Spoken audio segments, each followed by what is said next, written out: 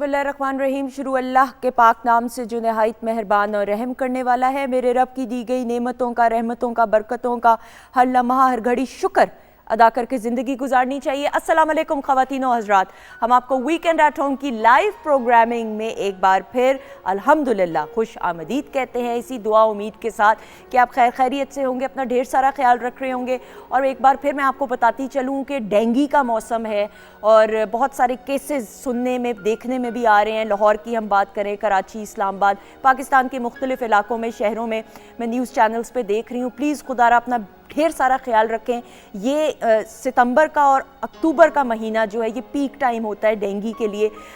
तो please make sure कि जब सुबह सवेरे आप निकलें, बच्चे जितने हों या यंगस्टर्स, और शाम के वक्त बिलखसूस आप पूरे बाजू वाली शर्ट्स पहन के निकलें, फुली कवर्ड क्लोथ्स पहने और मॉस्कीटो रिपेलेंट्स का जितना हो सके ज़्यादा से ज़्यादा इस्तेमाल करें, क्योंकि ज़िंदगी होगी तो ही आप ज़िंदगी में अल्लाह ताला की दी गई नेमतों का, बरकतों और रहमतों का फ़ायदा उठा के अपनों के साथ अच्छा वक्त गुजार सकेंगे। ये ज़िंदगी बड़ी कीमती है, इसका एहसास तब होता है जब आप किसी तकलीफ़ में मुब्तला होते हैं। तो खुदारा प्लीज़ ढेर सारा अपना ख्याल रखें ख़वातीन ज़ात। आज के दिन, और हमारी कोशिश ये रहती है कि जब जब प्रोग्रामिंग हो तो उस दिन की मुनासबत से अगर कोई ख़ास दिन मनाया जा रहा है, डे मनाया जा रहा है, तो उसको भी हाईलाइट करना ज़रूरी है।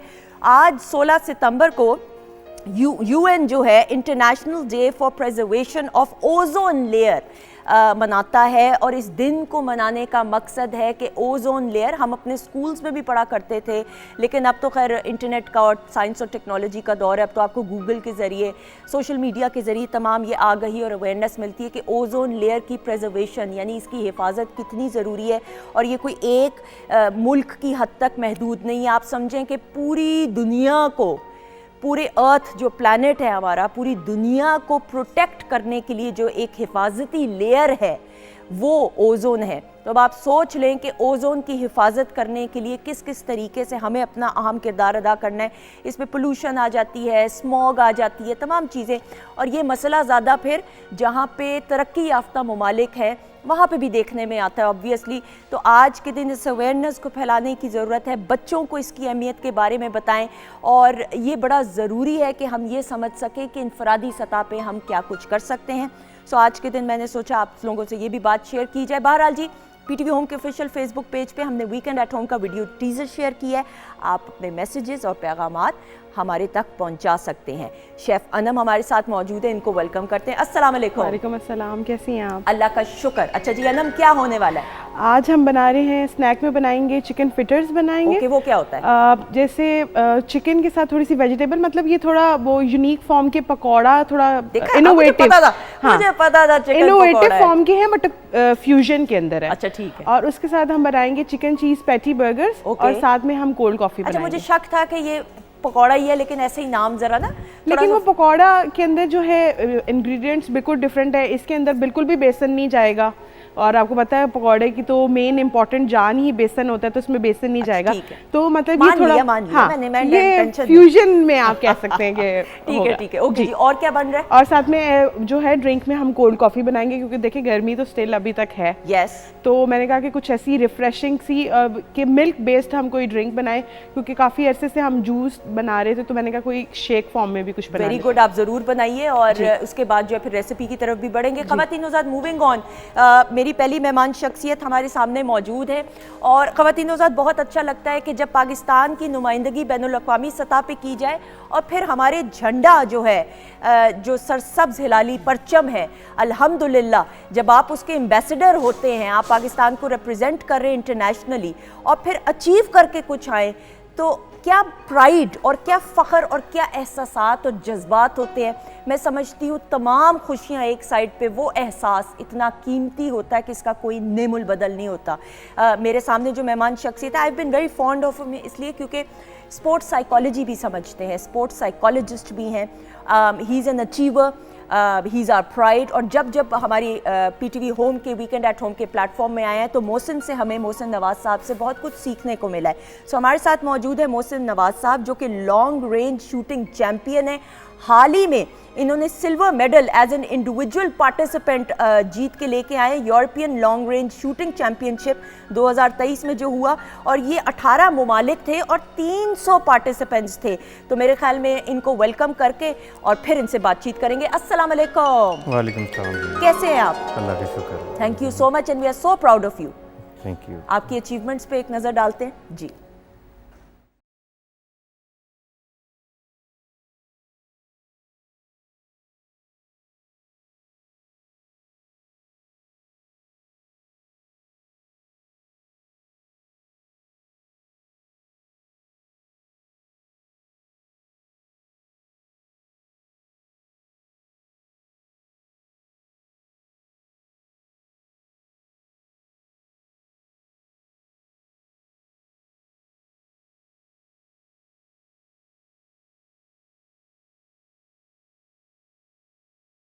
जी ख़वातीन आज़ाद, we have with us Mohsin Nawaz साहब, और सामने तशरीफ़ रखते हैं, ख़ास तौर पे कराची से तशरीफ़ लेके आए हैं। और ख़वातीन आज़ाद, क्लासिकल मौसीकी की बात करें, इसको समझना सीखना, और फिर अगर आपका ताल्लुक़ एक ऐसे घराने से हो जो सदियों से क्लासिकल मौसीकी की तरबियत की फ़रोग़ के लिए काम कर रहा है, तो मैं समझती हूँ इससे ज़्यादा बड़ी बात खुशकिस्मती हो नहीं सकती। ग्वालियर घराने से ताल्लुक़ है, पूरी दुनिया में पाकिस्तान की नुमाइंदगी करते हैं, अब अपने आबाओ अजदाद की लेगेसी को आगे लेकर बढ़े, और कराची से ख़ास तौर पे तशरीफ़ लेके आए तौसीफ़ अली खान साहब को हम वेलकम करते हैं। अस्सलाम वालेकुम। वालेकुम सलाम। कैसे हैं आप? जी मैं खैरियत से हूँ, आप सुनाएं कैसी? बिल्कुल ठीक, अल्लाह का शुक्र, बहुत शुक्रिया जी, बहुत बहुत शुक्रिया आपका। और मुझे सबसे जो अच्छी बात लगती है ना कि जितने भी क्लासिकल ट्रेंड सिंगर्स आते हैं ख़वातीन ज़ात, आप अगर उनको लाइव कोई भी रिक्वेस्ट या फरमाइश करेंगे तो बड़ी उम्दगी के साथ और जिम्मेदारी के साथ उस फरमाइश को पूरा करते, तो आज यही कुछ होने वाला है। ठीक कह रही हूँ? जी बिल्कुल। चलें जी, थैंक यू सो मच। अच्छा जी, ख़वातीन ज़ात, हमारे साथ मोहसिन नवाज़ साहब भी मौजूद है। मोहसिन, मुझे ये बताइएगा कि ये जो हाल ही में चैम्पियनशिप आपने जीती है, थोड़ा सा इसके बारे में बताइए। ये जो यूरोपियन चैम्पियनशिप है, ये दुनिया का दूसरा बड़ा मुकाबला है कंपैटिटिव शूटिंग स्पोर्ट्स का, जिसको हम एफ क्लास शूटिंग कहते हैं। ठीक है। और इसमें 300 से ज़ायद पार्टिसिपेंट आते हैं पूरी दुनिया से, और 18 से ज़्यादा मुल्कों ने पार्टिसिपेट इसमें किया। और जो दुनिया के वर्ल्ड चैम्पियंस हैं, यूरोपियन चैम्पियंस और टॉप रैंकिंग के जो कंपैटिटर एफ क्लास शूटर्स हैं, वो इसमें आके पार्टिसिपेट करते हैं। ओके ओके, दैट्स जो नेशनल रिकॉर्ड आपने दोबारा से बनाया है, थोड़ा सा उसके बारे में भी बताइएगा। नेशनल रिकॉर्ड जो है वो जो गोल्ड मेडल है वो भी पाकिस्तान का है। ठीक है। सिल्वर मेडल मेरा है। Okay.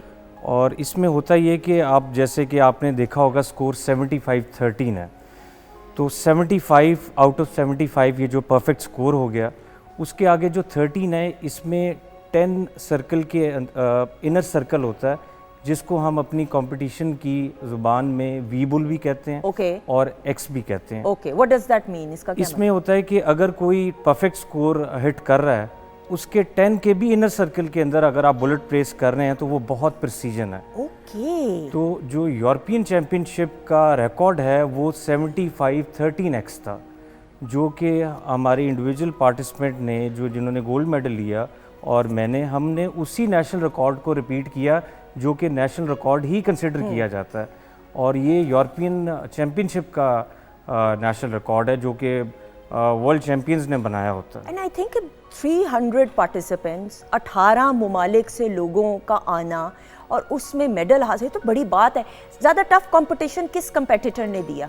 What do you think, किसकी ज़्यादा थी स्ट्रेंथ? इसमें तो जैसे अब जितना वर्ल्ड चैम्पियंस हैं, उसमें कनाडा का है, जो जीबी की अपनी टीम है वो बहुत स्ट्रॉन्ग है, फिर इटालियन टीम है, फिर यूएस की टीम है। ठीक है। और ऐसे बहुत सारे जो हैं वो सारे वर्ल्ड लेवल के प्लेयर्स हैं। बिल्कुल सही। और इसमें बहुत बड़ी एक अचीवमेंट है कि आप इंडिविजुअली पार्टिसिपेट कर लें। और सबसे जो फ़ख्र की बात है उसमें यह है कि पाकिस्तान की टीम ने पार्टिसिपेट किया और फर्स्ट टाइम किया, और टीम गोल्ड लिया उन्होंने। ओके, मैं यही पूछने लगी थी कि पाकिस्तान में से कितने लोगों ने कम्पीट किया और अप्लाई किया या पार्टिसिपेट किया? इंडिविजुअली सिर्फ मैंने किया। ठीक है। और फिर पाकिस्तान टीम में से कुछ लोगों ने इंडिविजुअली पार्टिसिपेट किया।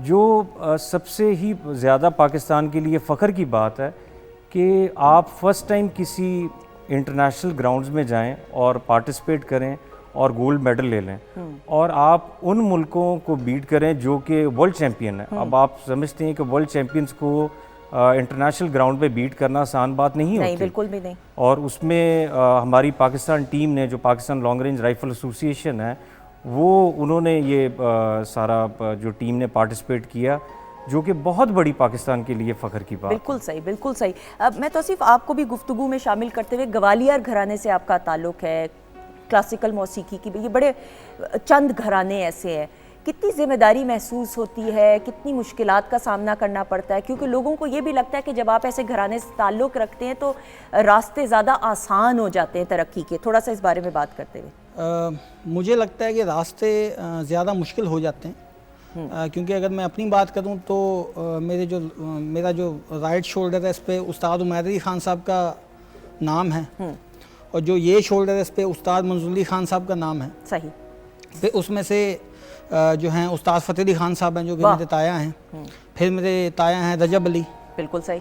तो एक जिम्मेदारी रहती है कि जब हम लोग काम कर रहे होते हैं तो हमसे लोगों की जो तवक्कुआत होती हैं वो भी उसी लेवल की होती हैं जिस लेवल पे उन्होंने हमारे बड़ों को सुना हुआ होता है। बिल्कुल सही, बिल्कुल सही। तो बिना मेहनत के तो निकल ही नहीं सकते ना। एक वो होता है कि उनकी इज्जत भी हमारे हाथ में है और अपनी तो है ही है। बड़ी बड़ी अच्छी बात कही कि उनकी भी रेपुटेशन है और अपनी तो है ही है। जी बिल्कुल। पाकिस्तान की जब नुमाइंदगी करते हैं बैनुल-अक़वामी सतह पे, तो क्या एहसासात, जज्बात होते हैं? आप भी एम्बेसडर होते हैं, ऑब्वियसली आप पाकिस्तान को रिप्रेजेंट कर रहे हैं, तो आपको आपके नाम से नहीं, आपको मुल्क की वजह से शनाख्त मिलती है। जी, उस वक्त बहुत खुशी होती है और कोशिश यही होती है कि ऐसा काम किया जाए जिससे मुल्क का नाम और रोशन हो। सही। और क्योंकि मुल्क की वजह से ही हम लोग हैं, और हम जब अच्छा काम करते हैं तो मुल्क का नाम वैसे ही रोशन होता है। बिल्कुल सही। मोहसिन, आप अपनी अचीवमेंट्स का क्रेडिट किसको देंगे?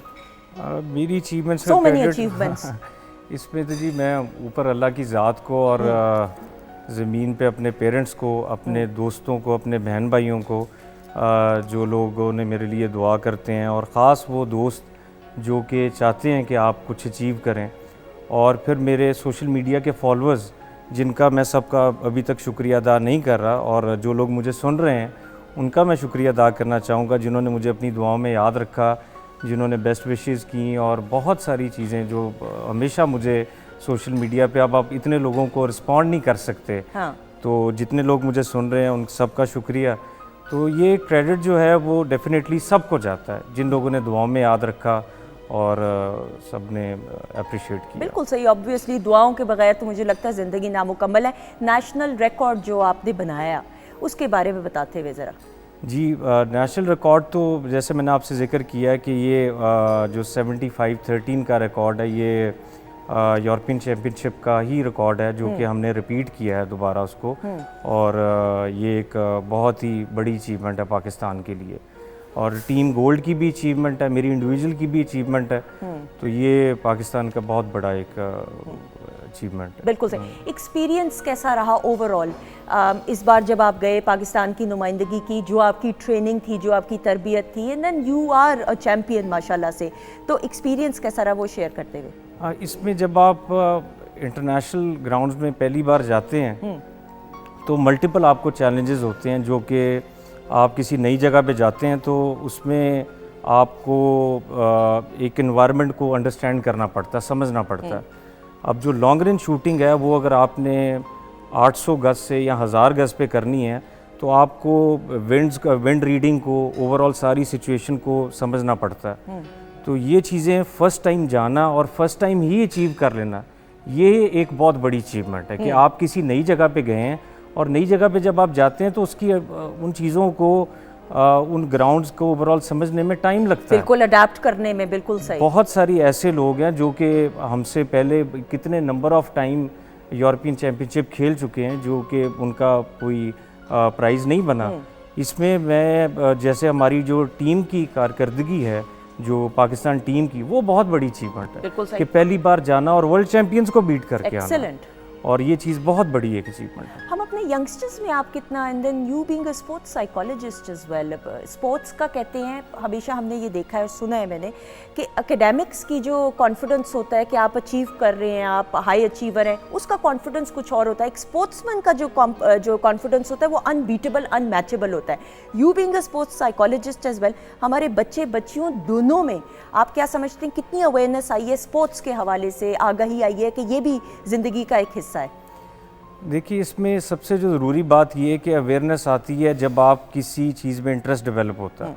इंटरेस्ट तब डेवलप होता है जब आप कोई चीज़ देखते हैं।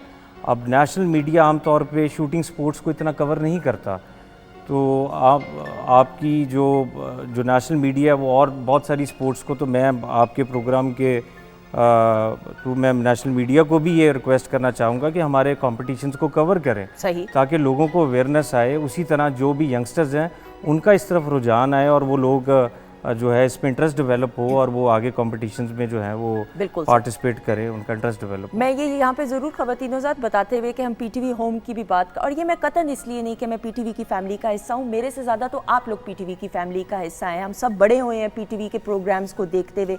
पीटीवी जिस तरह से तरबियत करने में एक माँ, मदर इंस्टीट्यूट, अगर माँ का लफ्ज़ आ जाता है, एक रुतबा मिल जाता है, तो बड़ा इंसाफ के साथ। अब आप देखिए पीटीवी स्पोर्ट्स की जब हम बात करते हैं, जिस उम्दगी के साथ सिर्फ हम क्रिकेट या हॉकी या स्क्वॉश नहीं, और भी इतनी चैम्पियनशिप्स हैं। मैं बल्कि मुझे याद है आज से अभी कुछ अर्सा पहले, I don't remember the time, अगर मुझे बताएं, स्विमिंग का कंपटीशन हो रहा था and that was in DHA phase 5 somewhere, और मैं उधर से गुजरी तो पीटीवी स्पोर्ट्स की जब मैंने वैन देखी तो मैंने अपने लोगों को देखा, कुछ कैमरामैन्स को, तो मुझे इतना अच्छा लगा कि वहाँ पे कवरेज के लिए। तो पीटीवी स्पोर्ट्स की हम जब बात करते हैं, पीटीवी की बात करें, तो मदर इंस्टीट्यूट होने की हैसियत से बहुत ज़िम्मेदारी के साथ अपनी ज़िम्मेदारियों को समझते हुए निभा रहा है। तो ये काबिल सताइश बात है और मेरे ख्याल में प्राइवेट चैनल्स को भी और ज़्यादा बढ़ चढ़ के इन जिम्मेदारियों को समझना चाहिए। तो जैसे मैं आपसे बात करते हुए ऑब्वियसली पूरी दुनिया में रिप्रेजेंट किया, हम बात करते हैं क्लासिकल मौसीकी की, कितना रुझान यंगस्टर्स का, नौजवान नस्ल का क्लासिकल मौसीकी की तरफ हुआ है? देखें, नौजवान नस्ल का तो है, लेकिन एक बात जो है क्लासिकल म्यूज़िक के बारे में कि हमेशा से क्लासिकल म्यूज़िक जो है वो ख़ास लोगों का म्यूज़िक रहा है।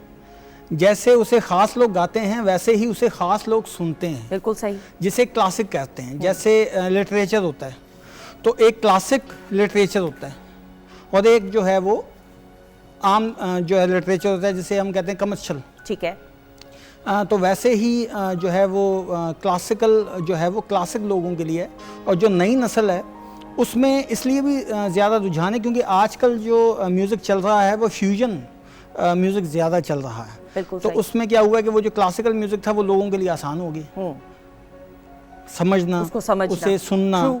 सो इस वजह से जो है वो नई नस्ल का जो रुझान है वो ज़्यादा है बनिस्बत पहले के। बिल्कुल सही। और जो तरबियत की हम बात करते हैं, ट्रेनिंग की बात करते हैं, मैं मोहसिन से भी ये ज़रूर सवाल करूँगी, वो तरबियत तो जारी और सारी रहती है, ट्रेनिंग तो? जी देखें, जो आपकी ट्रेनिंग होती है वो एक तरह की नहीं होती किसी भी शोबे में, क्योंकि मेरे दोस्त जो हैं कुछ क्रिकेटर्स भी हैं जो पाकिस्तानी टीम में खेलते हैं, उनमें भी हैं, तो उन्हें भी देखता हूँ, फिर मैंने अपने आप को भी देखा है। और एशिया कप में थे वो आपके फ्रेंड? नहीं, शुक्र है अभी तक तो नहीं थे। मैंने फिर अपने आप को भी देखा है, जज किया है, मैंने अपने बड़ों को भी देखा है। तो जो आपकी ट्रेनिंग होती है वो सारी ज़िंदगी चलती है। उसमें ऐसा होता है कि कई दफ़ा जैसे मैं इस वक्त यहाँ मौजूद हूँ तो यहाँ से भी मैं कुछ ना कुछ चीज़ हासिल कर रहा हूँ, ऐसा ही है, जो नज़र नहीं आ रही। बिल्कुल, आई एग्री। लेकिन वो मुझे पता है कि मैं क्या हासिल करके जा रहा हूँ, या मैंने अब इसके बाद मैंने इम्प्रूवमेंट कैसे लेके आनी है अपने आप में। तो ज़िंदगी और जो सीखना और जो आपका एक सीखने का एक पूरा एक प्रोसीजर होता है वो सारी ज़िंदगी का है, और उसमें छोटे छोटे पार्ट्स होते हैं जो आपने सीखने होते हैं, और वो छोटे छोटे पार्ट्स मिलके ही एक पूरी शख्सियत बना देते हैं। बिल्कुल सही। Mohsin, do you agree? And then training की बात करें, और मैं दो सवालात इकट्ठे, बिकॉज टाइम इज़ शॉर्ट, आपसे फिर मैसेज भी हमने मैसेज के हवाले से भी बात करनी। What's next for you? और ट्रेनिंग वाला सवाल आपसे। ट्रेनिंग तो एक आपने बात सुनी होगी, कंसिस्टेंसी इज़ द की। कोई भी चीज़ जब आपने हासिल करनी है तो अगर आपकी एनर्जी स्कैटर्ड किसी जगह पे डिलीवर हो रही है तो आप कभी भी वो चीज़ अचीव नहीं कर सकते। ठीक है। आप अपने गोल को, फोकस को, आप जब कुछ भी कर रहे हैं आप उसको करते रहें तो फाइनली वो चीज़ आप अचीव कर लेंगे। इसकी मिसाल है कैसे, जस्ट एक शेयर करूँगा कि आपने एक बैबून, ये जो एक सॉर्ट ऑफ दरख्त है, आपने देखा कि उसका बीज अगर आप बोएं ना या उसका, तो वो ज़मीन के अंदर ग्रो करने में बहुत टाइम ले जाता है। सही। स्पोर्ट्स भी इसी तरह है, या कोई भी ऐसा डिसिप्लिन है, पर जब वो ग्रो करता है, ज़मीन से बाहर आता है, तो उसकी जो हाइट है वो दिनों में अचीव हो जाती है। इसी तरह आपकी स्पोर्ट्स की या किसी भी कोई एक्टिविटी है, वो फ़ौरन इंस्टेंट रिजल्ट नहीं मिलता आपको, उसको बहुत टाइम लग जाता है।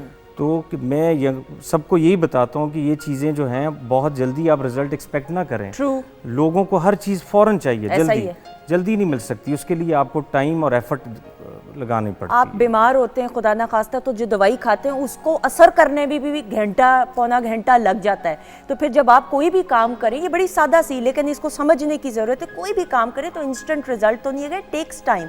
और अंग्रेज़ी में कहते हैं slow and study wins the race. आहिस्ता आहिस्ता आप मंजिल की तरफ गामज़ोन है, खुद ही अल्लाह ताला रास्ते हमवार करता है। कोई मैसेज देना चाहेंगे यंगस्टर्स को? जी बिल्कुल, मैं यंगस्टर्स को यही कहना चाहूँगा कि कोशिश करें कि अपने लाइफस्टाइल को एक्टिव करें और डिजिटल टाइम को, स्क्रीन टाइम को अपना कम करें, क्योंकि जो स्क्रीन टाइम है वो आपको बहुत सारी ये कि आपको एक्टिव लाइफस्टाइल आपका कॉम्प्रोमाइज़ हो जाता है। ठीक है। और उससे होता है कि आप जब एक्टिव लाइफस्टाइल कॉम्प्रोमाइज़ होता है तो आपकी हेल्थ अफेक्ट होती है। जब हेल्थ अफेक्ट होती है तो वो चीज़ें आने वाले टाइम में आपको ग्रो नहीं करने देती। आप कोई भी एक्टिविटी करनी है, स्पोर्ट्स करनी है, वो ग्राउंड की एक्टिविटी रखें।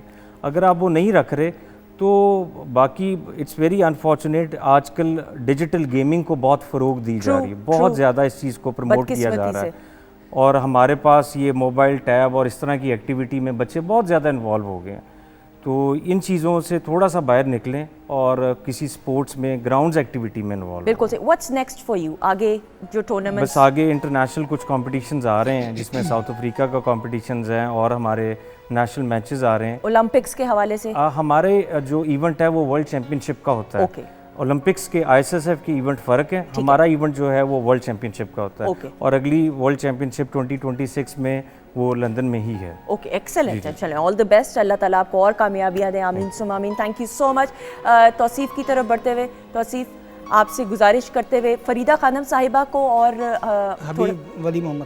हबीब वली मोहम्मद साहब को ट्रिब्यूट पेश करते हुए आ जाइएगा बहुत सारी क्लैप में।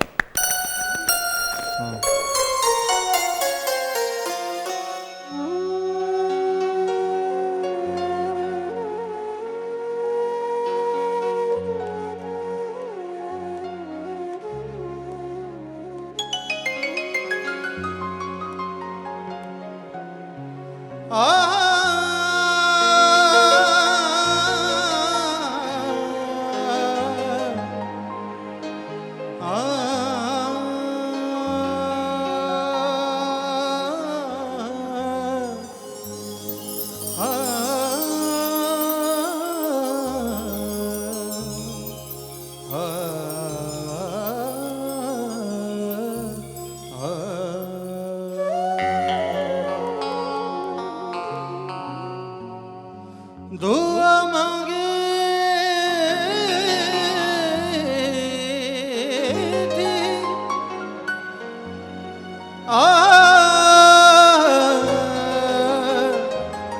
शियान की, चल पड़ियां आंधियां ज़माने की,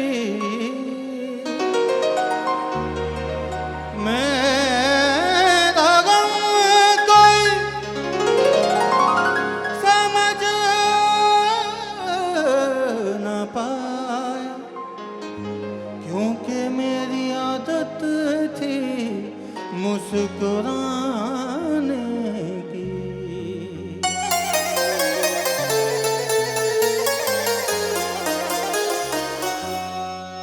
हाय मर जाएंगे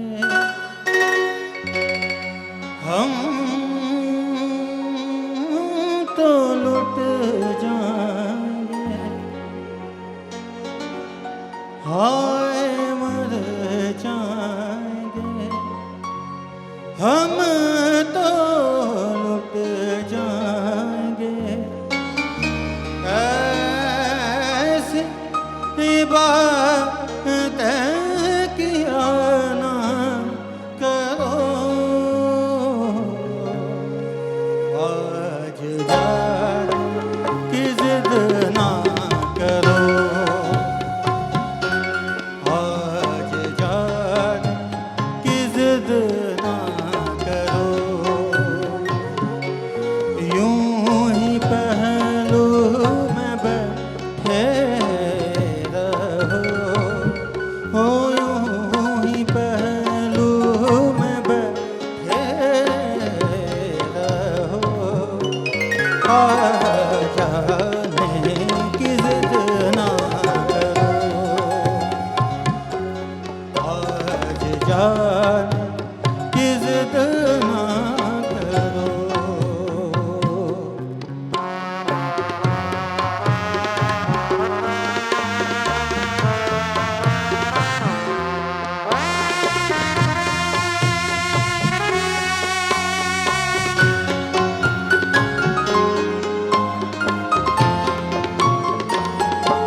तुम ही सोचो जरा, क्यों न रोके तुम्हें जान जाती है जब उठ के जाते हो तुम।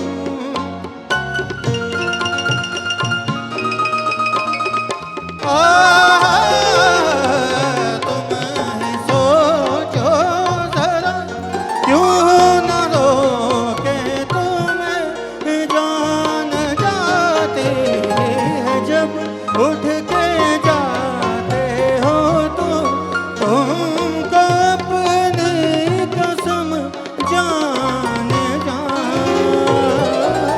बात इतनी मेरी मान लो, आज जाने की जिद ना करो, आज जाने की जिद ना करो।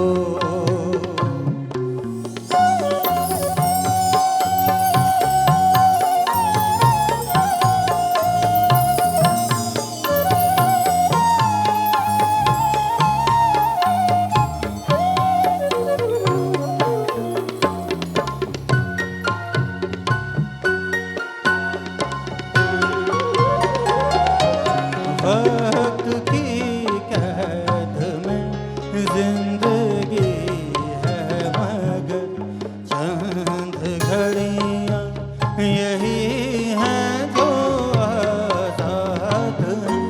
चंद घड़ियां यही हैं जो आजाद हैं। इनको खो कर कहीं जाने जा, उम्र भर ना तरसते रहो।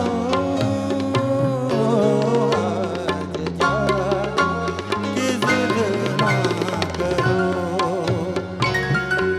यूं ही पहलू में बैठे रहो, हो यूं ही पहलू में बैठे रहो। आज जाने की जिद ना करो।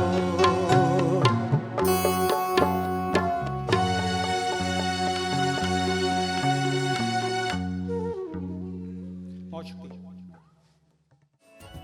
जी ख़वातीन हज़रात, हम आपको खुश आमदीद कहते हैं। ब्रेक के बाद शेफ़ अनम जो है खाना पकाने में बिज़ी हैं, आप लोगों के लिए प्रिपेयर करी है। रेसिपी की तरफ भी हम बढ़ेंगे, लेकिन उससे पहले डॉक्टर फरजीन मलिक साहिबा को हम वेलकम करेंगे। अस्सलाम वालेकुम। जी वालेकुम अस्सलाम। कैसी क्या हाल हैं चाल आप? है आप? बिल्कुल ठीक। थैंक आप यू। कैसी हैं? बिल्कुल ठीक, अल्लाह का शुक्र। डॉक्टर साहब, थोड़ी सी मेरी कान में थोड़ी दी काफ़ी ज़्यादा एलर्जी हुई हुई और इन्फेक्शन हाँ, हुई हुई है, लमिया शिफा दे आपको। और जिसकी वजह से जो है बिल्कुल जो है ना, और मैं वही बात कर रही हूँ कि आप देखें कि आपने कान को ऐसे फॉर ग्रांटेड सा ही हमने लिया हुआ होता है, बिल्कुल, लेकिन जब दर्द बिल्कुल। तकलीफ होती है और कहते हैं कि दांत का दर्द और कान का दर्द नाकाबिले बर्दाश्त होता I है। तो know, ये मैं उस कैफियत से गुजरी, लेकिन अल्लाह का शुक्र है, you need to be very very careful जब आप स्विमिंग के लिए जाते हैं, या आप ये जो कॉटन बड्स इस्तेमाल करते हैं, ये आपको मुझे बहुत आपने सही बात की है कॉटन बड्स वाली, और हम लोग उसका बड़ा फ्रिवलस यूज करते हाँ, हैं, है हाँ, ना? हाँ। पिन्ने मारे होते हैं कान हाँ, के वो अंदर। गलत बात है पिन बिल्कुल मारना। गलत है। खैर मैंने पिन तो नहीं मारी, अल्लाह ना करे, लेकिन वो कॉटन बड से हो जाता है। बट बहरहाल आपको अपने एक्सपीरियंसेस भी बताने चाहिए, साथ साथ तौसीफ भी मौजूद है हमारे साथ, और खूबसूरत उम्दा आवाज़ इनकी आपने सुना है। बिल्कुल बिल्कुल, आई थिंक वी हमारे पीटीवी के ऊपर ना आप लोग बेस्ट गुलकार चूज करके True. लाते हैं, हाँ, because they sing with passion. True, ऐसा ही है। हाँ। अच्छा जी डॉक्टर साहब, नाउ मूविंग ऑन, आज एक ऐसा टॉपिक जो मुझे लगता है हर कोई रिलेट कर सकता है, सर का दर्द।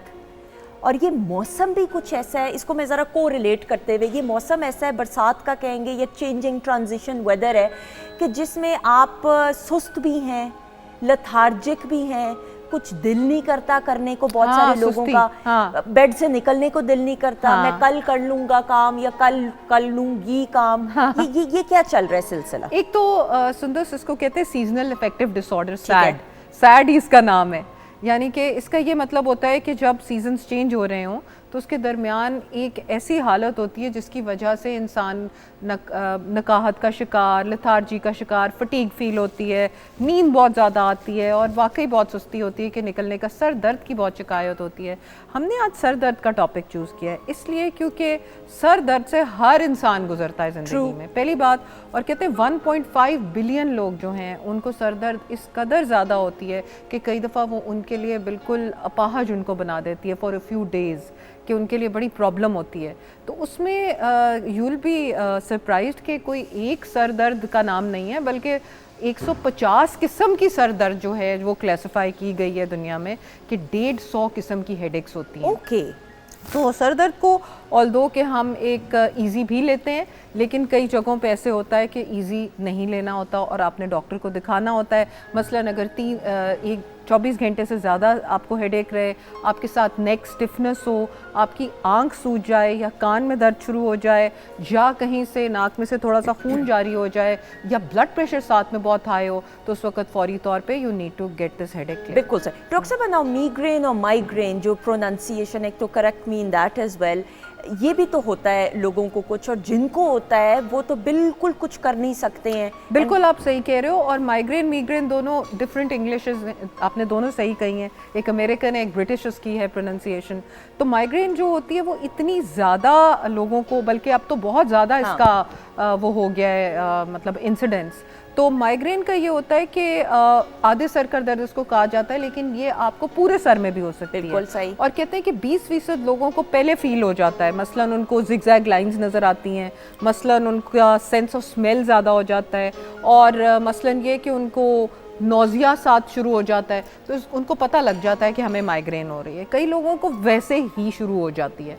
तो इसलिए माइग्रेन के लिए जो है एक तो इलाज है, ठीक है, दूसरा हम इसकी थोड़ी सी चीज़ें बयान कर दें कि क्या होता है कि अगर आप उसमें नौजिया हो रहा है या आपको उल्टियाँ आ रही हैं, तो आपने फौरी तौर पे कोई एंटीमेटिक, यानी कि जो उल्टी के अगेंस्ट दवाई लेते हैं वो लेनी है।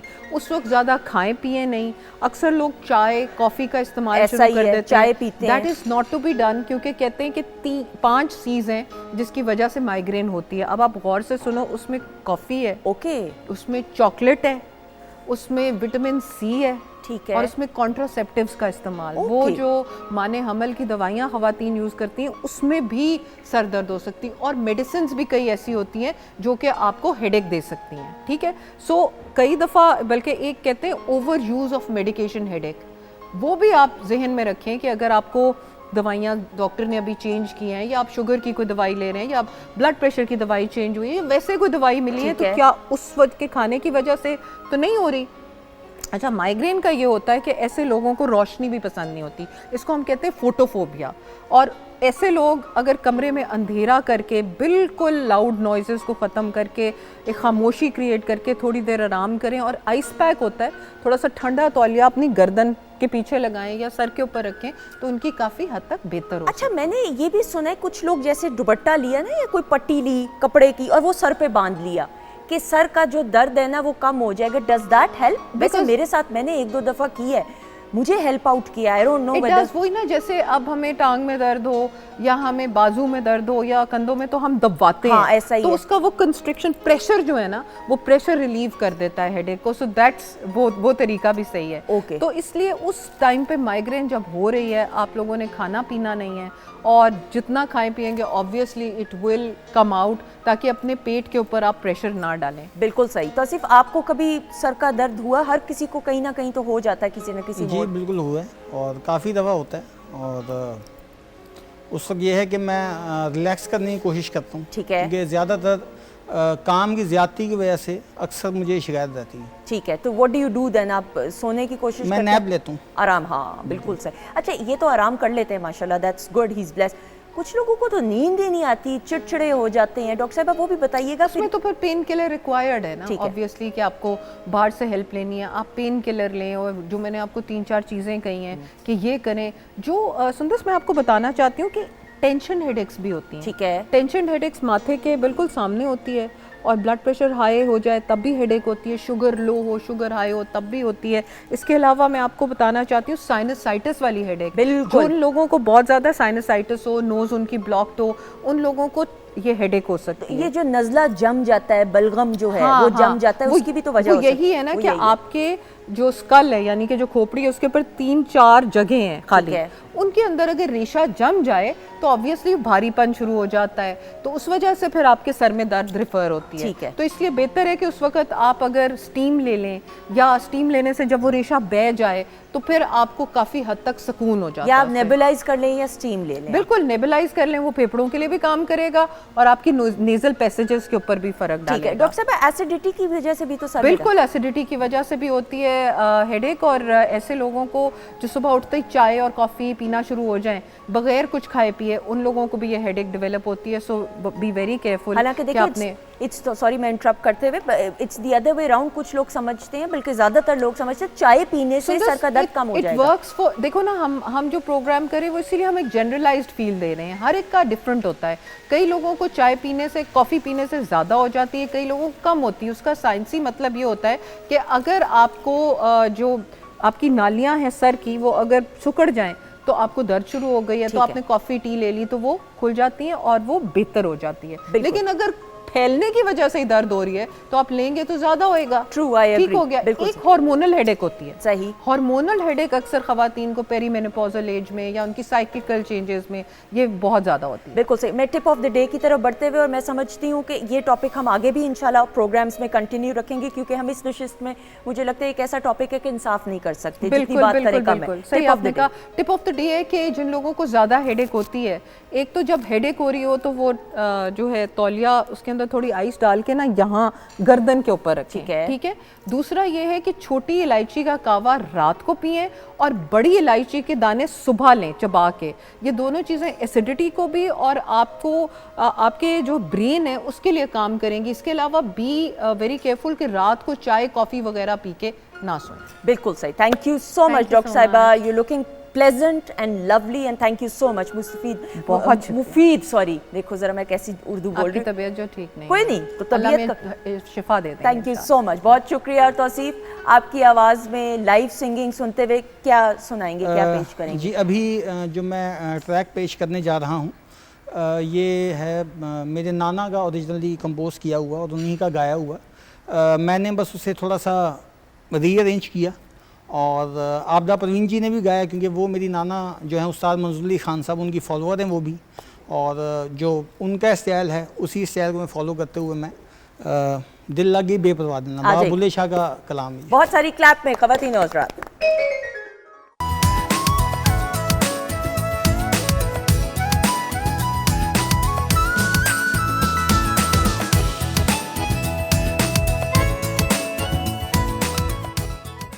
जी, ख़वातीन और हज़रात, हम आपको खुश आमदीद कहते हैं वीकेंड एट होम की live programming Pakistan television network Lahore centre से आप देख रहे हैं। अनम की तरफ भी हम जाएंगे, रेसिपी की तरफ भी ज़रूर जाना है। हमारे साथ मौजूद हैं तौसीफ अली ख़ान, और बहुत उम्दगी के साथ परफॉर्म करते हुए। Thank you so much, programme का हिस्सा हैं शुरू से ही। और साथ ही साथ मेरे सामने मौजूद है, ये इतनी तो नहीं थी, इससे थोड़ी सी बड़ी थी और इससे फिर बड़ी होते होते माशाल्लाह से तीनों बहनें, तीनों की तीनों बहनें माशाल्लाह they are all so talented. और हम बात कर रहे हैं जी हमदा फारूक की, शी इज़ अ पेंटर। दामिया और परेसा को तो आप जानते हैं, खूबसूरत आवाज़ की मालिक हैं और they are doing their amazing job माशाल्लाह से। OSTs की बात करें फिल्म्स के लिए दोनों गा रही हैं उम्दगी के साथ, लेकिन हमदा की हम बात करें तो she is a painter. Portrait जो है बनाने की ये इन्होंने स्पेशलिटी और इनका जॉनरा जो है इन्होंने चूज़ किया है और इनकी कुछ सीरीज़ चल रही हैं अभी सारी बातें मैंने तो नहीं बतानी है क्योंकि कुछ बातें अब मैं हमदा से भी पूछना चाहूँगी। पहले इनको वेलकम करते हैं। हमदा फारूक हमारे साथ मौजूद है। अस्सलाम वालेकुम। वालेकुम अस्सलाम। Thank you so much for having me here. Thank you so much, आपका बहुत शुक्रिया। You looking lovely, look at you. बहुत शुक्रिया। हमदा आपकी अचीवमेंट्स पे एक नज़र डालें। जी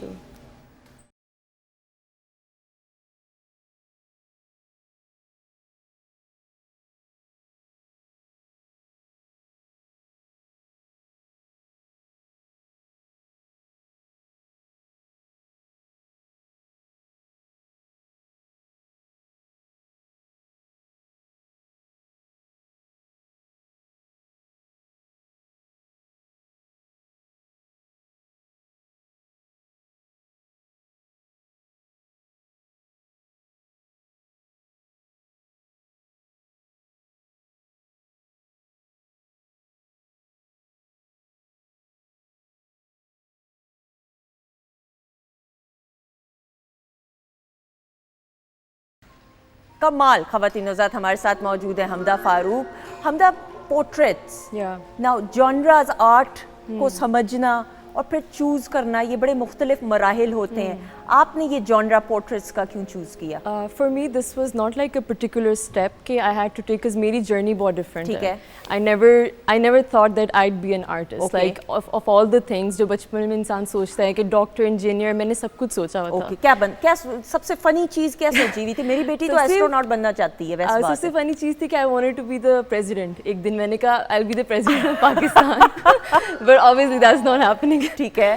तो आर्टिस्ट वाली was like a calling to me. It was very natural, मतलब आई एम सेल्फ टॉट, मैंने कहीं से सीखा नहीं। तो बचपन से I was like participating in school competitions वगैरह और वहाँ पे I used to win and over there I figured out कि दिस इज़ समथिंग स्पेशल और ये मेरा टैलेंट है and I shouldn't leave this.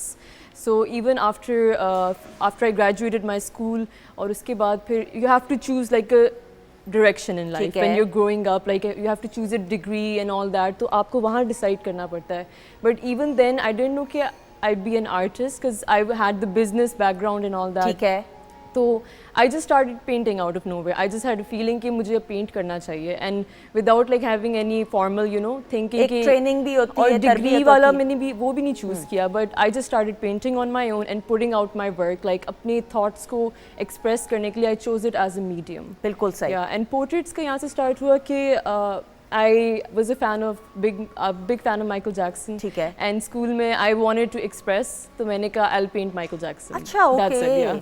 And I started enjoying portraits like that, तो कैसा बना पहला पोर्ट्रेट आपका जो था? It was pretty nice, like for a 13-year-old kid, but I would say कि still like now that I look back, it was pretty big for me back then. मतलब इतनी छोटी सी उम्र में भी इतना अच्छा बनाना, that was a big deal. बिल्कुल सही। उसके बाद जो ट्रेनिंग आपने हासिल की, ऑब्वियसली फिर पोर्ट्रेट्स करना प्रोफेशनली अब आप इसको कर रही हैं, वो जर्नी कैसी रही वो बताएं? It's been pretty good so far. I don't have any like particular एक होता है ना आपको कोई mentor or anything like that. So I'm just learning on my own and trying my best. और आगे से तो you have social media and everything. So you have the world's biggest painters and all that in front of you and they're teaching you. So I take that as my formal teaching or by the process of making stuff I learn. तो उस तरह से मतलब वो मैं खुद से ही अपना फॉर्मुलेट करके सीरीज़ एंड कैटलॉग वो बना रही हूँ एंड इंशाल्लाह एग्जिबिट। बिल्कुल सही। एक पोर्ट्रेट बनाने में आपको कितना टाइम लगता है? तौसीफ का बनाएंगी तो कितना टाइम लगेगा? आपको जल्दी तो नहीं, कराची तो नहीं वापस आपने जाना? नहीं अभी हैं बनवा के जाऊँगा। तो फिर तो इनको बहुत देर रुकना पड़ेगा because it takes me like 2 to 3 months, depends. या अच्छा, तो 3 महीने के लिए भाई रुकना पड़ेगा। अच्छा, ठीक है, चलेगा काम के? नहीं 3 महीने क्यों? अगर सादा ज़बान में पूछा जाए मैं टेक्निकल, आप Yeah, बताएंगे yeah. बस सादा जबान में। पोर्ट्रेट है, पोर्ट्रेट में 3 months की हूँ। असल में every artist has their own pace and technique and style. ठीक For है। me, particularly जो मैं खुद like commission work तो I do usually do it like जल्दी से वो हो जाता है फिर भी, but like the one I do it on my own. I make large scale paintings.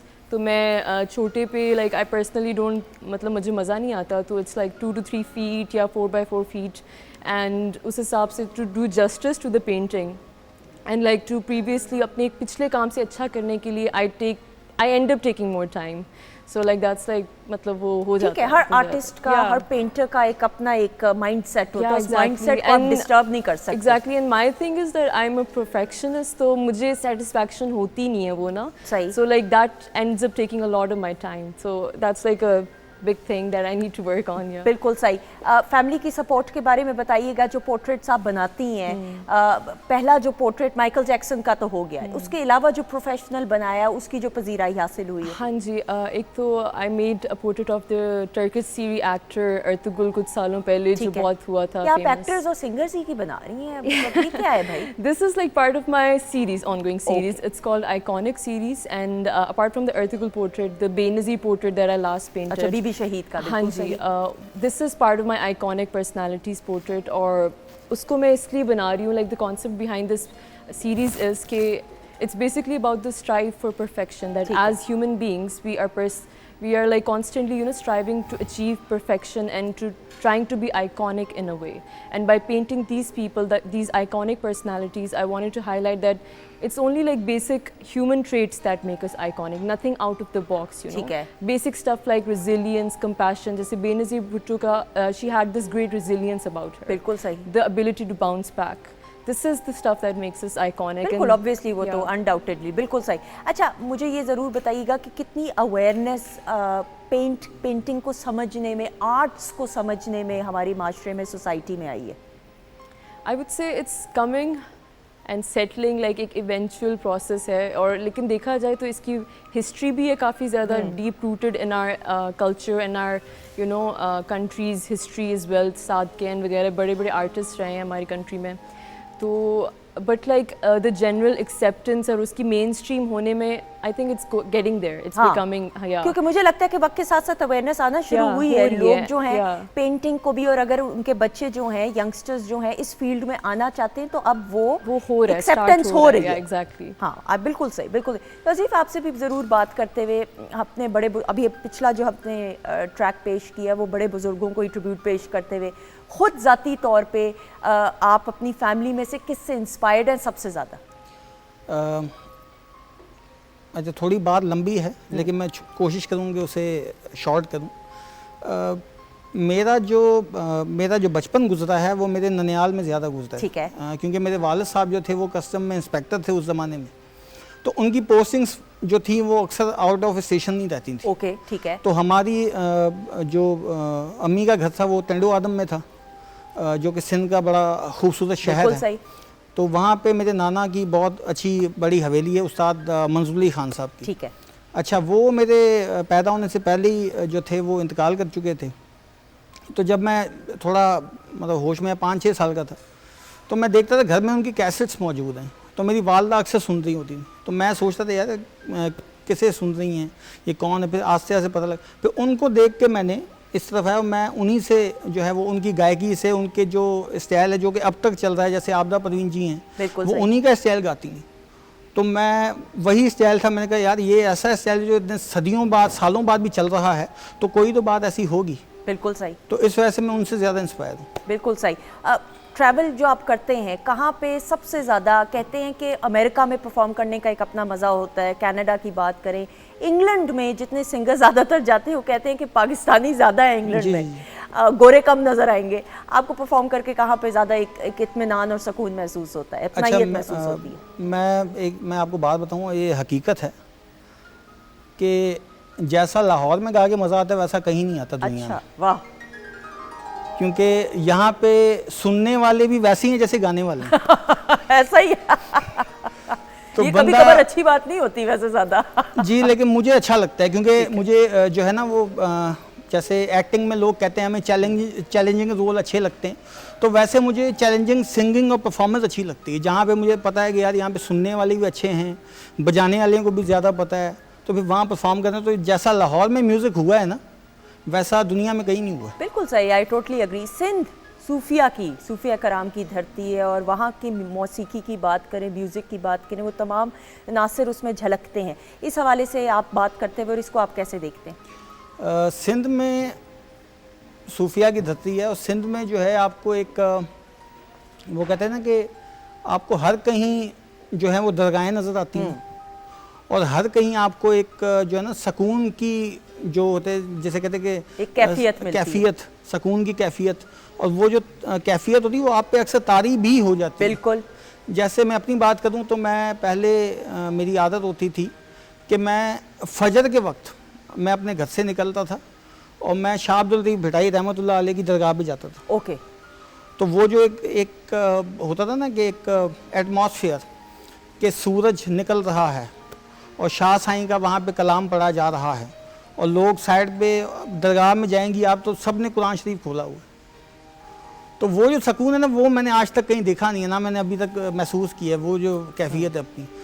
तो इस वजह से मुझे लगता है कि मेरी उनसे उनसियत भी है, मेरे नाना अब्बू की भी थी, मेरी भी है उन हस्ती से, और इस वजह से शायद सिंध के ऊपर एक ख़ास कदम भी होगा। बिल्कुल बिल्कुल सही। सिंध पे क्या पूरे पाकिस्तान पूरे पे। पाकिस्तान पे बिल्कुल, लेकिन फिर सिंध की भी हम बिलखसूस बात करें वाकई में, और पाकिस्तान तो वैसे भी हम बात करें, पाकिस्तान के हर सूबे में आप चले जाएं, सिंध की, पंजाब बलो, हर सूबे की अपनी एक खासियत है, मिठास है। हमारी रिवायात की बात करें, कल्चरल वैल्यूज़ की बात करें, हमदा मैं ज़रूर बात करते हुए पोर्ट्रेट्स की तो ठीक है, लेकिन अपने कल्चर को भी प्रमोट करने में आपने सोचा कि कोई और स्टाइल को भी आप ऑप्ट करें या अडैप्ट Yeah, करें? I'm not fixed on portraitures only. Like that's something I enjoy. Definitely, I'll continue doing that. लेकिन I want to explore and I want to do everything and try everything, and particularly Pakistan की culture को भी जिस तरह incorporate कर पाऊंगी, I would love to do that. Yeah, बिल्कुल because it's so rich in history ऐसा ही and है। everything. So आपको it's so आप सुनना beautiful. शुरू हुए, पढ़ना शुरू हुए, तो क्या क्या कुछ Definitely, आपको सीखने को yeah. मिलेगा। आप दामिया और परिसा आपकी आप छोटी हैं ना Yeah, सबसे, I'm the youngest. सिंगिंग का शौक, गाने का क्यों नहीं? माइकल जैक्सन का पोर्ट्रेट बना लिया, गाना नहीं गाया आपने? वो बचपन में गाया था। अच्छा, गाया था? Competition से। जीती थी कि नहीं? Yeah, I won. अच्छा, very good, Yeah, yeah. Very good. So मतलब लेकिन उस तरह professionally नहीं, and I'm like you have to have a certain level of talent to be professionals. तो आप क्या करें, आप कम टैलेंटेड हैं? I would say singing wise I'm all right. I enjoy and I have fun by myself. I sing among my friends वगैरह, but like मैं तो अकेले में भी नहीं गाती हूँ। मज़े की बात ये, अकेले में भी गाते हुए मुझे डर लगता है। नहीं, बट दैट्स वेरी गुड, माशाल्लाह आप तीनों बहनें, यू आर ब्लेस्ड। और इसमें मैं आपके वालिदैन में आपके वालिद साहब का एक बड़ा अहम किरदार है, जिस तरीके से संजीदगी के साथ वो हर एक चीज़ को नोट करते हैं, यू आर ब्लेस्ड माशाल्लाह माशाल्लाह से। अच्छा जी, ख़वातीनों साथ बातचीत का तो सिलसिला जारी है। शेफ़ अनम की तरफ बढ़ते हुए, इधर से बैठे बैठे ही अनम जी, आवाज़ तो काफ़ी कुछ चीज़ों की आ रही है, क्या बन गया है ये बताएं। चिकन फिटर्स जो फ्यूजन हमने किया है वो रेडी हो चुका है। रेडी हो गए, मैं आ रही हूँ आपके पास, बताएं साथ साथ। कोल्ड कॉफ़ी जो है वो भी रेडी हो गई है। अब मैं बस चिकन पैटी को फ्राई कर रही थी, ठीक है, और साथ में बर्गर्स को असेंबल करने लगी थी ओके। सिर्फ। अच्छा जी, बताइएगा चिकन फ्रिटर्स की रेसिपी। चिकन फ्रिटर्स के अंदर चिकन बोनलेस लेंगे, बिल्कुल छोटे छोटे से हम उसके क्यूब्स कर लेंगे, बिल्कुल ताकि कि वो थोड़े से ऑयल के अंदर जो है वो फ्राई हो जाए। ठीक है, ये चिपक क्यों रहा है? वो पैन ऐसा है ना, इस वजह से अच्छा चिपक ठीक रहा है, है। सही वाला क्यों नहीं लाई आप पैन? अच्छा जी। अच्छा जी, उसके बाद इसमें वेजिटेबल्स जाएंगे। अच्छा, वेजिटेबल्स जो है ऑप्शनल हैं, आप चाहें तो इसके अंदर अपनी मर्ज़ी की वेजिटेबल्स ऐड कर सकते हैं। मैंने इसके अंदर कैप्सिकम ऐड की है, इसके अंदर कैबेज ऐड की है, और इसमें थोड़े से मशरूम्स ऐड किए हैं मैंने। उसके बाद आपने सिंपल इसके अंदर 2 से 3 टेबलस्पून मायोनीज़ के ऐड करेंगे, इसमें 2 से 3 अंडे जाएंगे, 4 से 5 टेबलस्पून सिर्फ इसके अंदर मैदे के जाएंगे, जस्ट इसको बाइंड करने के लिए। और उसके बाद अच्छी तरीके से इसको मिक्स करेंगे। सिजलिंग में इसके अंदर जाएगा नमक, कुटी हुई लाल मिर्च और थोड़ी सी काली मिर्च। ओके। और उसके बाद आपने इसको मिक्स कर लेना अच्छी तरीके से, और थोड़े से ऑयल के अंदर आपने इसको जो है फ्राई कर लेना। बिल्कुल सही। अच्छा, बर्गर्स का भी तरीका बताइएगा, और आप ये पैन गरम करें। मैं आपको ख़वातीन ज़ात जो घर में मैं बर्गर बनाती हूँ, मैं आपको थोड़ा सा एक तरीका, एक बड़ी quick, Hamda you will also love it, मैं अपनी बेटी के लिए बनाती हूँ और मेरी बेटी को बड़ा पसंद आता है। इसको आप गरम कीजिएगा तवे को। अच्छा, अमदा आ जाए, बल्कि मैं स्टार्ट करती फिर आपको मैं बुलाती हूँ। आप ये बनाइए, कर दी, आप तेल डालें इसमें थोड़ा सा। अच्छा जी, आप बर्गर बनाना बताएं रेसिपी, और मैं साथ साथ फिर बताती हूँ। जी। अच्छा, बर्गर्स बनाने के लिए सिंपल मैंने कीमा लिया है, ठीक है। चिकन का कीमा है। उसके अंदर जो है 2 से 3 टेबलस्पून हमने जो है ब्रेड को सोक करके जो है वो ऐड किया है, ताकि एक बाइंडिंग उसके अंदर अच्छी सी आ जाए। ठीक है। अच्छा, चिकन का कीमा जो है हमदा बेसिकली बाजे हैं थाई आपने लेना है, ताकि अच्छा सा जूसी आपकी पैटी बने। उसमें हमने मोज़रेला चीज़ को श्रेड किया हुआ है, नमक, काली मिर्चें डाली हैं, और ऊपर जो कोटिंग है उसके अंदर जी मैदा है और अंडा है, नमक और लाल मिर्च है। ठीक है, थोड़ा दूर है ना ताकि। और बस इसको अच्छी तरीके से मिक्स करना है। मिक्स करने के बाद इसकी पैटी बनानी है। पैटी बनाने के बाद इसको उस बैटर में डिप करना है और फ्राई कर लेना अच्छा, है। आप असेंबल करें। मैं ख़वातीन जी। हज़रात आपको ये बताऊं, हमदा बर्गर्स के अंदर नाजरीन जो प्याज होता है ना, आपने कच्चा प्याज नहीं डालना, आपने इसको थोड़ा सा तलना है। आप जब इसको तलते हैं तो कच्चा जो और पका हुआ होती है ना फीलिंग, वो होनी चाहिए, लेकिन क्रंची फीलिंग होनी चाहिए। उसके बाद आपने करना ये, बर्गर पैटी में डालिए। मैं आपको ज़रा बना के एक चीज़ दिखाऊं कि आपने जब बर्गर को असेंबल कर लिया, सब कुछ वो तो हो गया, लेकिन बहुत सारे ऐसे लोग हैं, बच्चों की मैं आपको लंच बॉक्सेस के लिए एंड में जो ये तवा आप देख रहे हैं ना, पैन है, ये गर्म है, इस पे आपने बन को, सारा बर्गर को असेंबल करके डाल देना है। उससे होगा ये कि बर्गर जो है ना वो अंदर से भी गर्म हो जाता है और बाहर से भी, और उससे जो टेस्ट होता है ना वो ऐसा गज़ब का आता है कि आप हैरान हो जाएंगे। क्यों, मैं सही कह रही हूँ ना कि नहीं? मैं भी बिल्कुल, जो अभी आप प्रोसीजर कर रही हैं यही प्रोसीजर करने के लिए जो है हाँ। मैंने इसको ऑन किया था। ठीक है, डालो इसमें आप चीज़ डालो। हमदा, आप कुछ बनाना चाहेंगी? आप करें, ये करें ज़रा, मैं तब तक करती हूँ। अच्छा जी, ठीक है। अच्छा, और ख़वातीन हज़रात ये भी मैं, इसको कितनी देर पकाना है ये बताइएगा? इसको तकरीबन हम 7 to 8 मिनट्स कुक करेंगे, क्योंकि चिकन बिल्कुल रॉ है, उसको कुक करने के लिए हमें टाइम ये चाहिए। तो चाहिए होगा, तो बिल्कुल वो अच्छी तरीके से जब कुक हो जाए, सेम आप इसको जो है बीफ में भी कन्वर्ट कर सकते हैं। अच्छा, चीज़ जो है मैंने इस पैटी के अंदर ही डाली, क्योंकि ये हम जो है बैटर फ्राइड पैटी बना रहे हैं। ठीक है। तो इसलिए उसके अंदर जो है हम डायरेक्टली अब अब मुझे प्लेट दें आप जल्दी से, मैं फिर ये डालूँ अनियंस। अच्छा जी, उसके बाद मुझे ड्रिंक की भी रेसिपी बता दें। जी जी, कॉफ़ी की बताएं। कोल्ड कॉफ़ी के लिए हम यूज़ करेंगे मिल्क, तकरीबन 1 लीटर है। ठीक है। उसके अंदर हम कॉफ़ी के 2 से 3 टेबलस्पून ऐड करेंगे, क्रीम जाएगी, थोड़ी है। वनीला आइसक्रीम हम ऐड करेंगे। अच्छा, चॉकलेट सिरप जो है वो ऑप्शनल है, आप चाहें तो उसके अंदर चॉकलेट सिरप ऐड ऑन करना चाहे ठीक कर है। सकते हैं, स्किप करना चाहे स्किप भी कर सकते हैं। ओके। सिंपल आपने सारी चीज़ों को इकट्ठे ब्लेंड करना है, और ब्लेंड करने के बाद आपने उसको सर्व कर बिल्कुल देना है सही, फुल चिल्ड। ठीक है जी। ख़वातीन हज़रात ये देख लीजिएगा, थोड़ा सा कच्चा, थोड़ा सा पका हुआ प्याज है, और ये फ्रंट है ना इसका? हाँ जी, हाँ जी। ये बिस्मिल्लाह, ये आपने किया। अब आपने करना ये बर्गर हो गया, और ये अब आपने, मैंने इसको गर्म ही किया, ये अब आपने इसको पकने देना है थोड़ी देर के लिए। ठीक ताकि है जी, इसको कलर आ जाए, ताकि इसमें कलर आ जाएगा। अब ये बन अदरवाइज कच्ची है, कच्ची से मुराद ये है कि जारी बात है पकी हुई है, बट इसमें वो ब्राउन चीज़ नहीं है। हाँ, वो थोड़ा सा टेस्ट में फ़र्क आएगा। अच्छा जी, इसके बाद आपने इसको पलटना है। कुछ और अनम आप बताना चाहो साथ साथ? नहीं, बिल्कुल सब कुछ जो है वो ये, लेकिन अब जैसे बर्गर्स की बात है कि बर्गर्स में जो है असेंबल आप इस टाइम में चाहे तो चीज़ भी ऐड कर सकते हैं। हाँ। लेकिन मैंने पैटी के अंदर ही चीज़ ऐड कर दी थी। थोड़ा सा हो गया, कुछ नहीं होता, ये कोई बड़ी बात और नहीं। आपने उसके जो है अच्छी नज़र तरीके लग से गई भाई। असेंबल करना है। हाँ। असेंबल करने के बाद ये ले। अच्छा, जैसे सुंदर्स ने अनियंस कैरमलाइज किए हैं थोड़े से, आप चाहें तो उसके अंदर थोड़े से मशरूम्स भी जो है वो साथ में उसके अब कैरमलाइज दीजिएगा प्लेट। अच्छा जी, कोई बड़ी बात नहीं, गिर सकता है, ये तो कोई नॉट एन इशू। अगर if you are an expert at home, ओ ये रश क्यों लग गया स्टूडियो में, मेरे बर्गर के लिए लग गया? अच्छा, एकदम से रश लगा। अच्छा जी, अब आपने बिस्मिल्लाह करके आपने इसको निकालना है, और कोई बड़ी बात नहीं, अभी इसको हम असेंबल करेंगे। ताबीर, आप अभी शॉर्ट ना बनाए, मैं इसको सेट कर लूँ तब तक। अच्छा जी, और कोई चीज़ आप बताना चाहें? और ये आप इसके साथ अगर प्रॉपर वो लुक आनी चाहिए ना, फ्राइज रख वो मैं करूँगी। हाँ, ये। आपने अंडर एस्टिमेट मुझे करके रखा हुआ है। और साथ में इसके कोल्सला हम सर्व करेंगे। सिंपल, आप चाहें जो कैबेज कैरेट के साथ आप बना सकते हैं, सिर्फ कैबेज के साथ भी बना सकते हैं। मायोनीज जाएगी इसमें, थोड़ा सॉल्ट एंड ब्लैक पेपर जाएगा। ठीक है, बिल्कुल सही। और ख़वातीन हज़रात, ये बच्चों के लिए ख़ास तौर पे लंच बॉक्सेस में आप दे सकते हैं। ये बर्गर बन वाली आपने टेक्निक ज़रूर ट्राई करनी है। मैं घर में जब जब बनाती हूँ तो मेरे वालिद साहब ख़ास तौर पे कहते हैं कि बेटा ये तो बाहर के बर्गर से करोड़ गुना ज़्यादा तुमने ज़्यादा टेस्टी बनाया। इसका जो टेस्ट है ना, ये ख़राब कर रही हो आप डेकोरेशन मेरी, थोड़ा सा जेलस हो गई है। चले जी, ये देखिएगा ख़वातीन हज़रात, ये देखिएगा, ये बन का ज़रा दिखा दीजिएगा हमदा, ये आप देख रही हैं, ये ब्राउन ब्राउन आना चाहिए टच। अभी तो चूँकि ऑब्वियसली हमारे पास वो प्रॉपर वो नहीं थी चीज़ें एक दो, इस वजह से उस तरह नहीं हो सका, लेकिन आपने इस तरह इसको बनाना है। ये ले जी, मेरे लिए क्लैपिंग हो जाए, थैंक यू। आ जाएं जी हमदा, वेरी गुड। चलें जी, अच्छा जी हमदा, मैं आपसे भी ज़रूर बात करते हुए, ऑब्वियसली हम पेंटिंग की बात कर रहे हैं, पाकिस्तान को रिप्रेजेंट करने का इंटरनेशनली सोचा है, कॉम्पिटिशन्स भी होते हैं, प्लेटफॉर्म्स भी बड़े होते हैं, थोड़ा सा बताइए इस हवाले से। ज़रूर, आई वुड लव टू, और गोल भी अल्टीमेट यही है, to go global, you know, to exhibit all around the world, and just being there, you're like naturally representing your country because you're a Pakistani. So definitely this is a goal, and inshallah this year I want to do that and I want to achieve that. बिल्कुल Why सही, not? बिल्कुल सही, excellent excellent and all the very best. और तौसीफ हमारे साथ मौजूद हैं, आप भी हमारे लिए बाइसे फ़ख्र हैं अपने ख़ानदान को, लेगेसी को, ग्वालियर घराने की लेगेसी को आगे लेकर बढ़ते हुए। अब आपसे जो गुजारिश हमने करनी है, हमने सिंध की बात की है, सिंधी म्यूज़िक की बात की है, सूफिया कराम की धरती है सिंध, तो कुछ सिंध के हवाले से सिंधी म्यूज़िक पेश करते हुए क्या पेश करेंगे? जी अभी मैं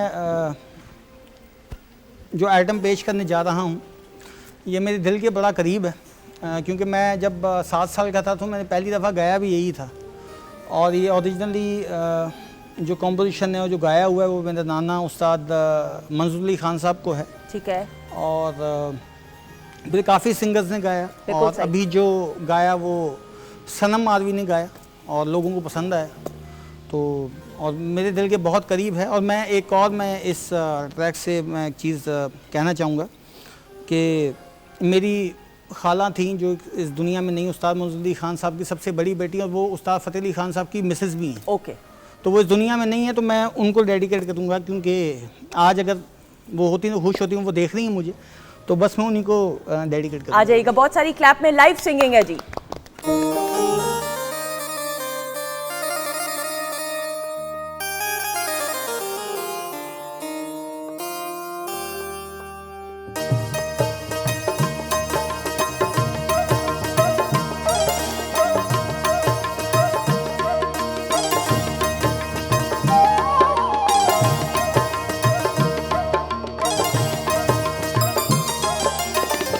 कज़ार कोट में लिखे ही कयसलो आऊं बंदियाणी बंद में मुंहिंजा मारू रया पो ऐ फितनी खे हो वतन जिन विसारे हो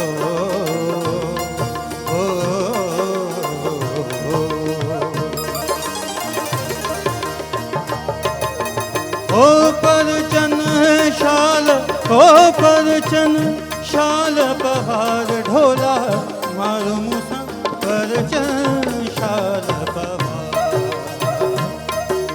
ओ परचन शाल, ओ परचन शाल बहार ढोला मारू मूसा परचन शाल बहार। परचन शाल बहार ढोला मारू मुसाफर चन शाल बहार।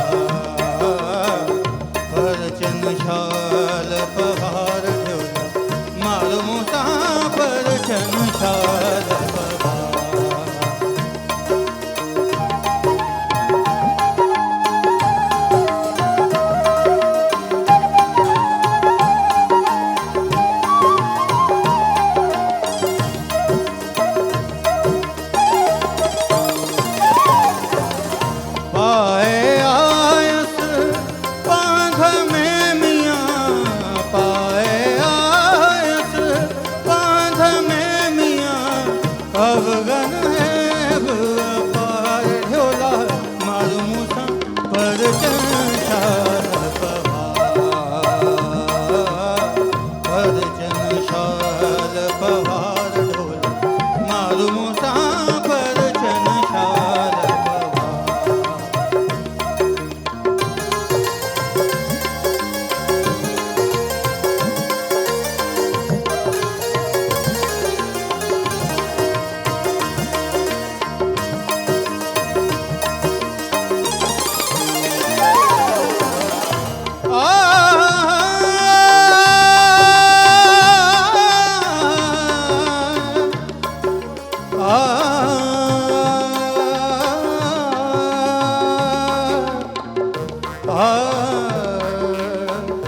अलियों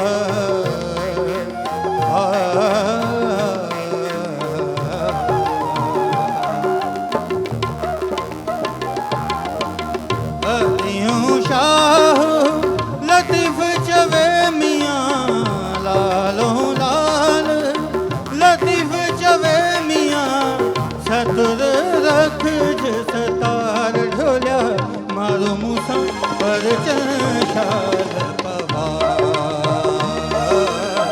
पर चंशाल पवार ढोल्या मारो मूसा पर चंशाल ओ पर चंशाल ओ पर चंशाल पवार ढोल्या मारो मूसा पर चंशाल पवार।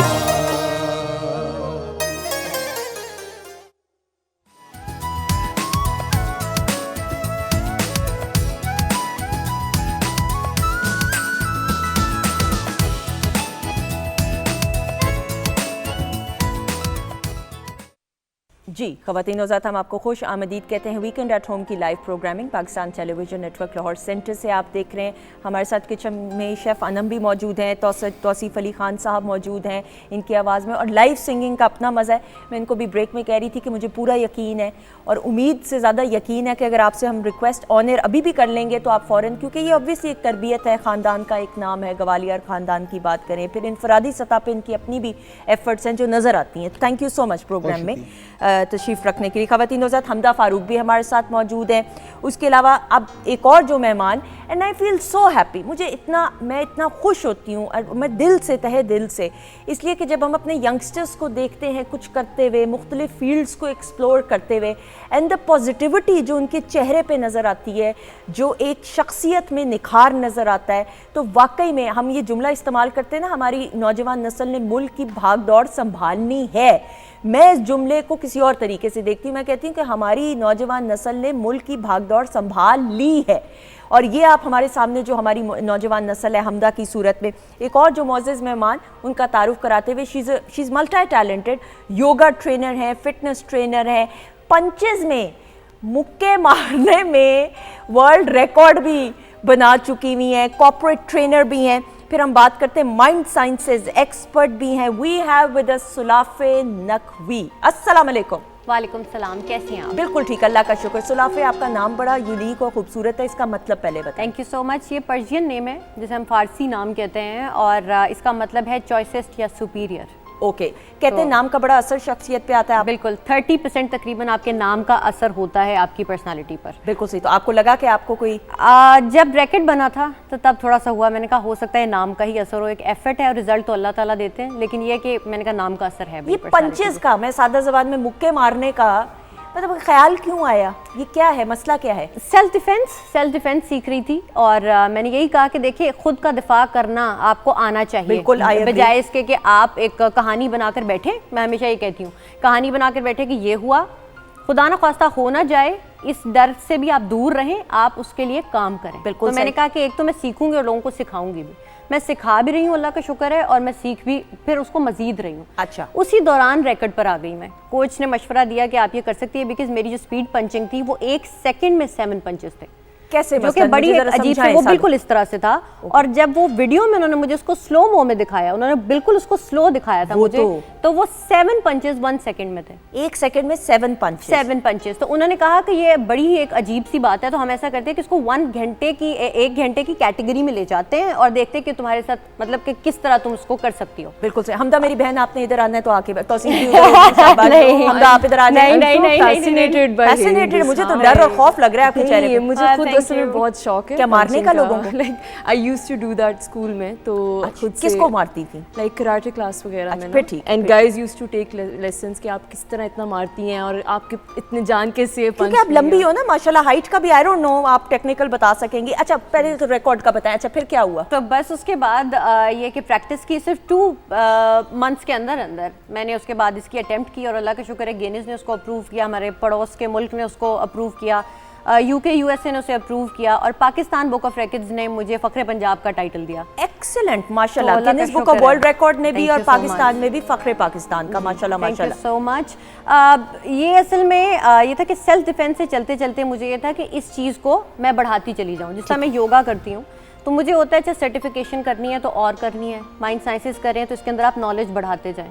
तो मार्शल आर्ट्स के अंदर मुझे ये लगता था कि ये एक एंड है, हाँ। यानी कि इसी के अंदर आप इस कैटेगरी में एक रैकेट बना लें। बिल्कुल सही। अच्छा, मैं सर सेल्फ डिफेंस की बात करते हुए कितना ज़रूरी है हम इसको रिक्रिएशन के तौर पे स्कूल्स या कॉलेजेस में कराटे या मार्शल आर्ट्स की क्लास हो रही है ना, हम कहते हैं अच्छा चलो बच्चा एक्सरसाइज कर लेगा। ये मैं वाकई में वो बात बता रही हूँ आपको जो मैं अक्सर कहती हैं कि हाँ चलो बच्चा, इसको सीरियसली परस्यू करना कि ये भी एक टूल है, एक वेपन है, हथियार है कि आपको और बच्चियों को बिलखसूस अगर सेल्फ डिफेंस आता हो तो मैं समझती हूँ कि बड़ी खुद मुख्तार और कॉन्फिडेंट बच्चियां बिल्कुल। और ये सबसे आसान आपके पास हल है। हाँ। हम आपने जैसा कहा कि वेपन है, हाँ। तो आप खुद में एक वेपन है, बिल्कुल आपको सही। कोई वेपन साथ रखने की जरूरत नहीं है। मैं जिस तरह कहती हूँ कि जरूरी नहीं है कि खुदा न खास्ता आप पर कोई ना कोई मुश्किल आनी है, सही, बिल्कुल। लेकिन बुरे वक्त के लिए तैयार रहें। लेकिन ये है कि आपके पास स्किल ऐसी हो कि आपको पता हो कि अगर मुझ पर ऐसी कोई चीज आएगी अल्लाह ना तो करे। एटलीस्ट मैं मुकाबला थोड़ा बहुत तो कर सकूंगी। बिकॉज अक्सर लोग जो इस चीज़ के विक्टिम बने हैं वो इसी रिग्रेट में होते हैं कि काश हम रेजिस्ट कर पाते। ऐसा ही तो आपके एतमाद में इजाफा होता है जब आप ये सीखते हैं। बिल्कुल। तो मैं इसीलिए कहती हूँ वो चीज़ आपके ओरा में आ जाती है कि आप कुछ हैं, मतलब उसके बाद लोग आपसे डिस्टेंस पे रहना शुरू कर देंगे, आपकी बॉडी लैंग्वेज वैसी हो जाएगी और अक्सर लोग पहचानते भी हैं तो उनको पता है। मुझे अक्सर लोग कमेंट्स के नीचे कह रहे थे इसकी शक्ल याद कर लो, इसकी शक्ल याद कर लो, ऐदे को लो बचना है। तो मैं कहती हूँ हाँ जी बचें, बड़ी अच्छी बात है। कभी ऐसा हुआ अल्लाह ना करे सड़क के ऊपर या कभी कुछ ऐसा एक्सपीरियंस हुआ हो? ये मैं इतनी जगह बता चुकी हूँ और ये सिर्फ पीटीवी ये वाला शो रह गया था जिसके अंदर मैंने नहीं बताया। मैंने नाकें तोड़ी हैं लोगों की, नाक तोड़ी है, यानी किसी ने ऑब्वियसली अल्लाह ना करे तंग करने की किया। ओके। मैं यही चीज़ कह चुकी हूँ हर जगह, मैं एक हीलर हूँ, मैं एक थेरेपिस्ट हूँ, लेकिन मैं हार्मलेस इंसान हूँ तब तक जब तक आप मेरी जहाँ नाक है ना वो मेरी स्पेस है, उसके अंदर आप आएंगे और ऐसी कोई चीज़ करेंगे जो मेरे लिए नेगेटिव होगी, मुझे नुकसान पहुँचा सकती है, फिर आप इस चीज़ के जिम्मेदार खुद होंगे। मार्शल आर्ट्स हरगिज़ ये चीज़ नहीं, लोग थोड़ा सा उसको गलत इसलिए ले जाते हैं बिकॉज मैंने देखा अपने स्टूडेंट्स में एग्रेशन आना शुरू हो गया और उसके बाद उन्होंने सोचा कि उफ हमारे से तो नीचे बाकी सब ऐसे ही हैं। हाँ। और जिस पे दिल करेगा हाथ चलाएंगे। तो मैंने उनको कहा कि ये बदमाश या डॉन बनने वाली बात नहीं। बिल्कुल सही। आपके अंदर कंट्रोल आना चाहिए। मार्शल आर्ट्स के अंदर आपको बैलेंस आना चाहिए आपकी ज़ात के अंदर कि कहाँ पर आपने अटैक करना भी है या कहाँ सिर्फ आपने सिचुएशन के लिए रेडी रहना है। तो ये आपको पता होना चाहिए बिकॉज असल सिचुएशन में हमारे पास सिर्फ 3 सेकेंड्स होते हैं आपको रेजिस्ट करने के लिए, आपको फैसला करने के लिए कि आपने क्या करना है। असल सिचुएशन फिल्म की तरह बिल्कुल नहीं होती। बिल्कुल ऐसा लोग ये सोचते हैं हम मारेंगे, देखेंगे, वो सीन चलेगा और फिर मैं उनको कहती थी कि बाद में भागना है बिकॉज हम जब प्रैक्टिस करवा रहे होते हैं ना तो लोग खड़े रहते हैं इससे आगे, मैंने कहा इससे आगे भागना है। हाँ। तो ये रियल लाइफ बिल्कुल ही डिफरेंट है। आपने चीज सीखी हो, आप इतने कॉन्फिडेंट होते हैं, आपका डर निकल जाता है। ऐसा ही है। लेकिन ये बात आ गई आपकी, बड़ी खूबसूरत मुझे बातें, आई एम इम्प्रेस्ड वाकई में जो आप बातें, जो जुमलों की तश्कील है, दैट्स बहुत उम्दा है कि ख़वातीनो साथ बहुत अच्छी बात है। मार्शल आर्ट्स आप अपनी बच्चियों बच्चों दोनों को सिखाएं, बिल्कुल कराटे भी सिखाएं। ये एक वेपन, एक हथियार होना चाहिए, लेकिन इसको फॉर ग्रांटेड नहीं लेना। इससे कॉन्फिडेंस तो होना चाहिए, ओवर कॉन्फिडेंट नहीं होना। और इन वाली बात आ गई कि अपने आप को इतना सुपीरियर नहीं समझना कि सबको इन्फीरियर समझना शुरू हो जाए और इसको नेगेटिव तरीके से इस्तेमाल नहीं करना चाहिए। हमदा, आप कुछ कहना चाहोगे इस हवाले से कि कितना ज़रूरी है अपना सेल्फ डिफेंस? It's बहुत ज़्यादा इम्पॉर्टेंट है and like I'm so impressed by hearing her talk और मतलब she's a literal goddess है ना। अच्छा, तो जो आपके पास स्टूडेंट्स भी आते हैं उसके अलावा सेल्फ डिफेंस के लिए आप क्या सिखाते हो उनको? सेल्फ डिफेंस के लिए छोटे बच्चे भी, मैं कहती हूँ उतनी एज के बच्चे, योगा और सेल्फ डिफेंस मुझे इसलिए अच्छा लगता है ये हर उम्र के लोगों के लिए। मैं जो एडल्ट हैं उनको कहती हूँ बड़ी उम्र के बच्चे हैं क्योंकि हमें बच्चा ही रहना चाहिए। मैं बच्ची हूँ। हाँ हम बच्चे हैं, आप बड़ी उम्र के बच्चे हैं, बस फर्क इतना है। नहीं छोटी, ठीक है। तो हाँ छोटे हैं, बच्चे हैं, शी इज स्वीट 16। अच्छा, तो अब हमने करना ये होता है कि 4.5 साल के बच्चे भी मेरे पास आते हैं, बस आपकी कमांड समझ सकें। ठीक है, उनके पंचेस पे हम काम करते हैं, उनको हम सिखाते हैं कि बॉडी के जो आपके सेंट्रल एरियाज होते हैं वो सेंसिटिव होते हैं, आपने इस पर अटैक किस तरह करना है। आपकी हाइट छोटी, बच्चा तो यहाँ तक आ सकता है, आप क्या कर सकते हो। बहुत सारे लोगों को हम, मैं कहती हूँ सिर्फ ट्राई ना करें, बच्चे नॉर्मली जाते हैं बिकॉज छोटा बच्चा होता है शरारतें बहुत करता है, तो हम उसको पेन के जरिए भी एक डिफेंस सिखाते हैं कि स्कूल से आता हुआ बच्चा हाथ में कोई चीज़ अपने रखे, कोई पेन रखे कि जिससे आप एटलीस्ट बिल्कुल कर सकें। मैंने एक, मैं सॉरी बात आपकी इंटरप्ट करते हुए, मुझे नहीं पता, मैंने एक वीडियो देखी अभी सोशल मीडिया पे, बहुत सारी वीडियोस होती हैं, ऑथेंटिक कितनी होती हैं ये भी तो एक क्वेश्चन मार्क होता है। वो दिखा रहे थे एक टीजर के तौर पे कि एक बच्चे को एक आदमी मॉल से अगवा करके लेके जा रहा था, लेकिन उसको बहुत नॉर्मल पकड़ के लेके जा रहा था, जैसे हाथ पकड़ के। तो उसने किया ये कि सामने से एक औरत अपने बच्चे के साथ आ रही थी तो उसके हाथ में कुछ था, तो उसने उसका हाथ झपटाए ताकि उससे गिरे कुछ। तो बिल्कुल। जब उससे गिरा तो ऑटोमेटिकली उस औरत ने उस बच्चे की तरफ देखा तो पीछे से उसने हाथ का इशारा किया, ये वाला ऐसे। बिल्कुल, वो सेफ्टी का इशारा होता है जो आप करते हैं। बिल्कुल। अब आप बाकी बताइएगा, क्योंकि मुझे ये बात नहीं पता थी। उस औरत का ये रिएक्शन था कि जब उसने ये वाला इस तरह देखा, यानी इस तरह करके। हाँ, ये बिल्कुल ये करते हैं कि पीछे बिल्कुल हाथ के आपने रख के ये चीज करनी होती है। इसका मतलब ये है कि कोई ना कोई प्रॉब्लम है, कोई इमरजेंसी है, जैसा एक लाइट की तरह हम लाइट का इशारा करते हैं। तो उस बच्चे का जब उसने देखा तो उस औरत ने फौरन जो है, वो बाहर का मुल्क था तो उनका जो नंबर होता है जो भी इमरजेंसी का, पुलिस का, उसने बुलाया और उस आदमी को। अब आप बाकी बताइएगा कि ये भी तो छोटी छोटी चीजें जो बच्चों को, बड़ों को आनी चाहिए। बिल्कुल। अब ये देखें कि अगर वो साइन किसी बड़े को नहीं पता, हाँ। वो फॉर ग्रांटेड लेता रहा है, आपके सामने एक बंदा हेल्प मांग रहा है, आप कैसे देखेंगे? हाँ। दूसरा, आपको पता चल गया लेकिन आपको सेल्फ डिफेंस नहीं आता, आप क्या मदद करेंगे? तो मैं इसीलिए कहती हूँ कि ये वो गिफ्ट है जो आप अपने बच्चों को फ्री में दे सकते हैं। ट्रू। आप उनको सिखा सकते हैं, उन बच्चों के माइंड पे काम करें, क्योंकि पेरेंटिंग में भी कुछ चीज़ें आती हैं। बच्चों के जहन पे काम करें, बच्चों के फिजिकल एस्पेक्ट पे काम करें। बिकॉज बहुत सारे बच्चे जो मेरे पास आते हैं, बच्चा जिद करता है, बच्चा इस तरह है, अच्छा मैं देखती हूँ ना तो वो स्प्लिट भी नहीं कर पा रहा होता। जो यहाँ से स्टबन होगा वही फिजिकल एग्जिस्टेंस होगी, वो बच्चा उतना ही अब नहीं कर पा रहा। जैसे ही उसमें फ्लेक्सिबिलिटी आएगी, उसकी न्यूरोलॉजी में फ्लेक्सिबिलिटी आना शुरू हो जाएगी, वो उसी टाइम उतना ही फ्लेक्सिबल होता जाएगा, आपकी बात भी मानना शुरू कर देगा। लेकिन ये कि उसको सिखाएं, और सबसे पहले पेरेंट्स कहते हैं हम कैसे सिखाएं। मैं कहती हूँ बच्चा वो नहीं करता जो आप उसको कहते हैं, बच्चा वो करेगा जो आप उसे करके दिखाते हैं। बिल्कुल जो आप उसके सामने प्रैक्टिस करें वो इमिटेट करेगा। True। आप एक्सरसाइज कराना चाहते हैं बच्चे को, आप साथ खुद करें। आप मार्शल आर्ट सिखाना चाहते हैं तो माँ साथ खुद आए। मैं ये हमेशा ये कहती हूँ, आप साथ सीखेंगी, चाहे आपके पास टाइम नहीं, आप 15 मिनट के लिए आए, मैं सिखाने के लिए तैयार हूँ, आपने आना है, हर्ट तो नहीं होंगे ये वो। और फिर मैं एक और बात भी कहती हूँ, वो लोग मजाक में डाल देते हैं, अपने हस्बैंड्स पे ये ट्राई ना करें। उनको जाके दिखा रही होती हैं और बाकायदा वो आर्म रेसलिंग हो रही है, देखो मैं तुमसे, तो मैं कहती हूँ ना, उनको बख्शें, हाँ, वो तो उन पे रहने दें। आपने बच्चे के साथ इसलिए करना है कि वो सीखे। और बहुत सारे बच्चों से मैं मिल चुकी हूँ जो डिफरेंट पाकिस्तान में जो मुकाबले होते हैं उनमें गोल्ड मेडल लेकर आते हैं, सिल्वर मेडल ले रही लड़कियां ले रही हैं। आहिस्ता आहिस्ता अवेयरनेस आ रही है लोगों में। तो सिर्फ सेल्फ डिफेंस की हम बात करें, आप क्या समझते हैं कितना ज़रूरी है सेल्फ डिफेंस? बहुत ज़्यादा, क्योंकि जिस तरह का आजकल माहौल हो चुका है और अक्सर हम लोग न्यूज़ में सुन रहे होते हैं, और कुछ चीज़ें मैंने प्रैक्टिकली भी देखी हुई, तो बाद में रोने से अच्छा है कि पहले बंदा उसकी तैयारी कर ले, ताकि आप उस चीज़ का मुकाबला कर सकें। तो ये बहुत ज़रूरी चीज़ है। और मैं तो कहता हूँ कि जब बेटी हो या बच्चा हो छोटा, तो आप उससे बचपन से ही वो चीज़ें, जैसे आप उन्हें पढ़ाते हैं, तो साथ साथ ये ट्रेनिंग भी देना बहुत ज़रूरी है। बिल्कुल, क्योंकि हमारी बच्चियां, ख़वातीन अब खुद मुख्तार हो रही हैं, ख़वातीनों साथ जॉब्स पे जाती हैं, सुबह जाती हैं, शाम को वापस आ रही होती। मुझे आज भी याद है, मेरी नानी कहा करती थी, बेटा शाम के बाद घर से बाहर नहीं निकलना, अंधेरा हो जाए तो बस समझ लो बस ख़त्म, अब शाम के 5-6 बजे के बाद। लेकिन जाहिर बात है, अब जॉब के हसूल के लिए बच्चियों ने जो है मर्दों के शाना बशाना काम करना है, तो फिर देन ये चीज़ें आना ज़रूरी है। अगेन, इसका अनड्यू एडवांटेज नहीं आपने उठाना है, लेकिन ये एक हथियार है जो आपकी शख्सियत को और ज़्यादा पुरएतमाद कर देगा। इसमें आप बिल्कुल सही कह रही हैं। इसमें सबसे एक अच्छी बात मुझे लगती है, आपकी सेंसेस तेज हो जाती हैं। हाँ, आप ऑब्जर्व बहुत अच्छा करने लग जाते हैं। ज़्यादातर लोगों के साथ जो प्रॉब्लम होता है, जब कोई हरास कर रहा है या कोई पास आ रहा है, आप ध्यान नहीं है, हाँ, ठीक है, आप अपने मूड में जा रहे हैं, आपकी कंसंट्रेशन नहीं है, आप फ़ोन पर लगे हुए। पहली चीज़ तो फ़ोन अपना अंदर रखें, बिकॉज जब आप बाहर हैं, आपकी जान से ज़्यादा कोई और चीज़ आपको अजीज़ नहीं होनी चाहिए कि आपने फ़ोन पे उसका जवाब देना उस चीज़ का। नहीं, आपने रोड पर हैं, आप तरीके से जाएं।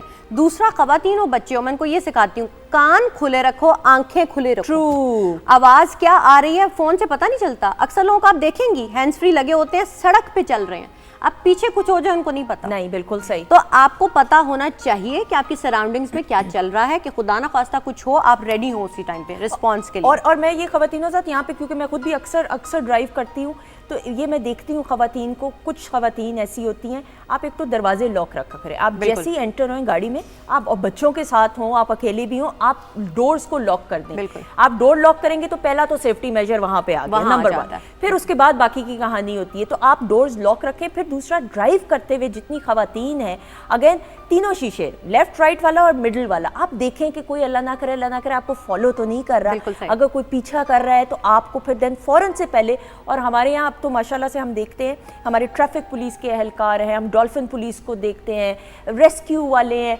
तमाम पुलिस एहलकार, कोई ना कोई सिक्योरिटी वाले आपको नज़र कहीं ना कहीं किसी गली कोने में नज़र आएंगे। एक चीज़ यहाँ पर मैं ज़रूर ऐड करना चाहूँगी, माशरे में कुछ % लोगों की वजह से हम ये नहीं कह सकते कि जो हमारा मुल्क ऐसा है। मैंने खुद ये एक्सपीरियंस किया कि आज भी लोगों में औरत की रिस्पेक्ट बाकी है। बिल्कुल है। लोग औरत के सामने गाली नहीं देंगे, लोग औरत के सामने चंद बातें, चंद जुमले नहीं कहेंगे, उसके सामने बहुत सारे लोग अपनी बहुत सारी ऐसी हैबिट्स होती हैं जो टॉक्सिक होती हैं, वो सामने परफॉर्म नहीं करेंगे, रिस्पेक्ट में खड़े हो जाते हैं, रिस्पेक्ट में खड़े होंगे। और दूसरा, बैंक में आप चले जाएं और अगर उनको पता चले कि क्यों ऐसी है और ये खड़ी नहीं है इतनी देर से, तो हम सबको, मैंने तो ये देखा है, बहुत आराम से कहेंगे। आपका टायर अगर फ्लैट हो गया, आपकी मदद के लिए कोई ना कोई आ जाएगा। तो ये वो चीज़ें हैं जो पॉजिटिव भी एक आपको देखना चाहिए। माशरे में चीज़ें क्या हो रही हैं, हमारे इर्द गिर्द लोगों को अवेयरनेस है, रेस्क्यू वाले हों, सब अदारे अच्छा काम कर रहे हैं। लेकिन हमारे शहरी भी, मैं ये कहती हूँ कि बड़े अवेयर हैं। आप मदद के लिए लड़की चीखती है ना, तो बहुत सारे लोग इकट्ठे हो जाते हैं कि मैडम क्या हुआ है। ऐसा ही है। तो ये है, मगर आपने सब पर डिपेंड नहीं करना।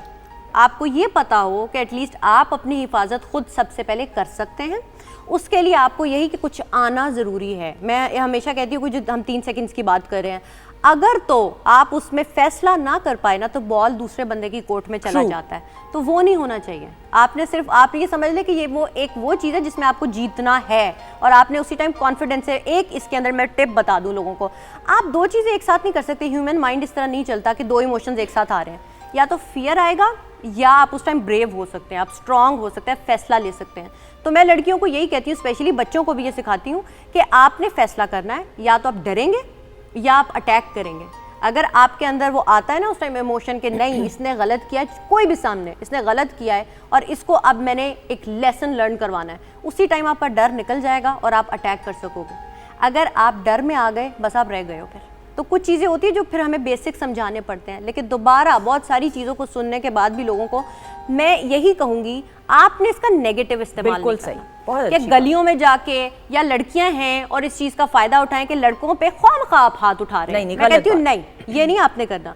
आपने फिर भी रिस्पेक्ट देनी है, आपने एक अच्छा शहरी बनना है, आपने दूसरों की मदद के लिए तैयार होना है ताकि आप बाकी इदारों की भी मदद कर सके। सारा बोझ हम सब पे डाल देते हैं ना। तो मैं ये कहती हूँ, आप बजाय इसके कि दूसरों पे डिपेंडेंट हो, आप पहले अपनी तैयारी खुद करें। बिल्कुल सही, उम्दा भाई। आपकी क्लास के लिए हम रजिस्टर कर रहे हैं, शाबाश हमदा। इकट्ठे करें हम register number. Sure number on air नहीं बताऊंगी, ऑफ एयर बताएंगे हम number. Thank you so much Hamda. कोई पैगाम आप देना चाहेंगी, कोई मैसेज देना चाहेंगी यंगस्टर्स को?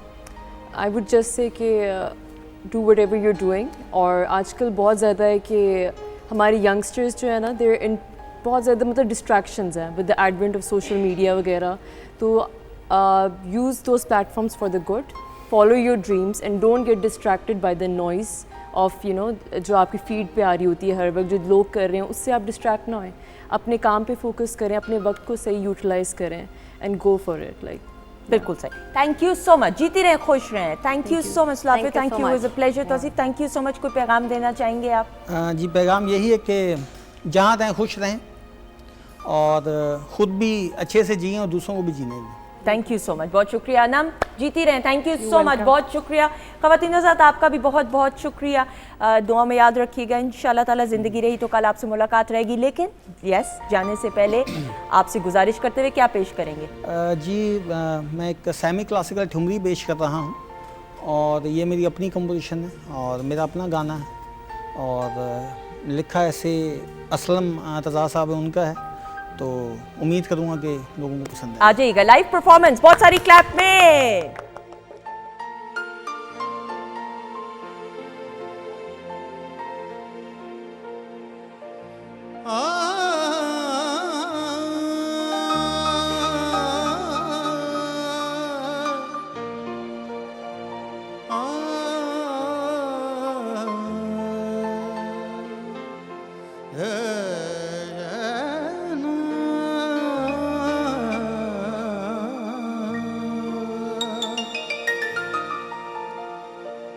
प्रीत की रुत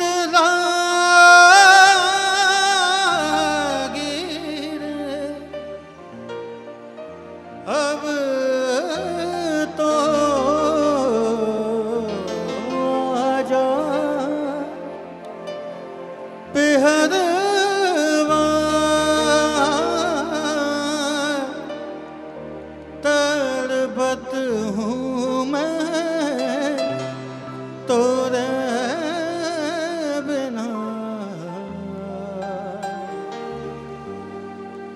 अब तो मुख दिखला जा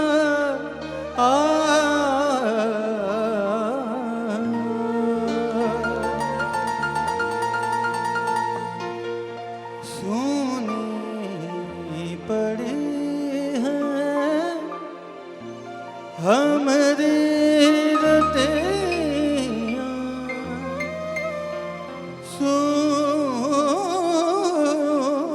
सोनी पड़ी है, सोनी पड़ी है, सोनी पड़ी है हमारी रतियाँ, जग सोए हम जागे हो जागे, आजा सजन घर आजा, आजा सजन घर सोनी पड़ी है हमारी रतियाँ, जग सोए हम जागे हो जागे, आजा सजन घर आजा, आजा सजन घर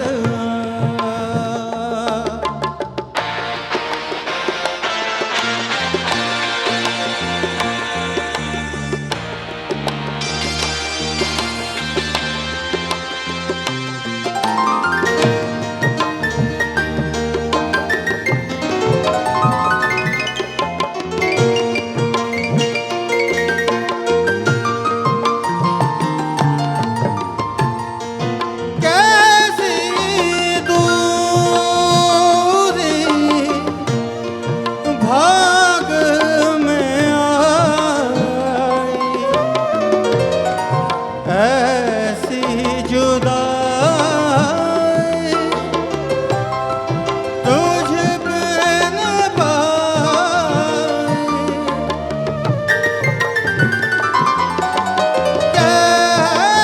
कैसी दूरी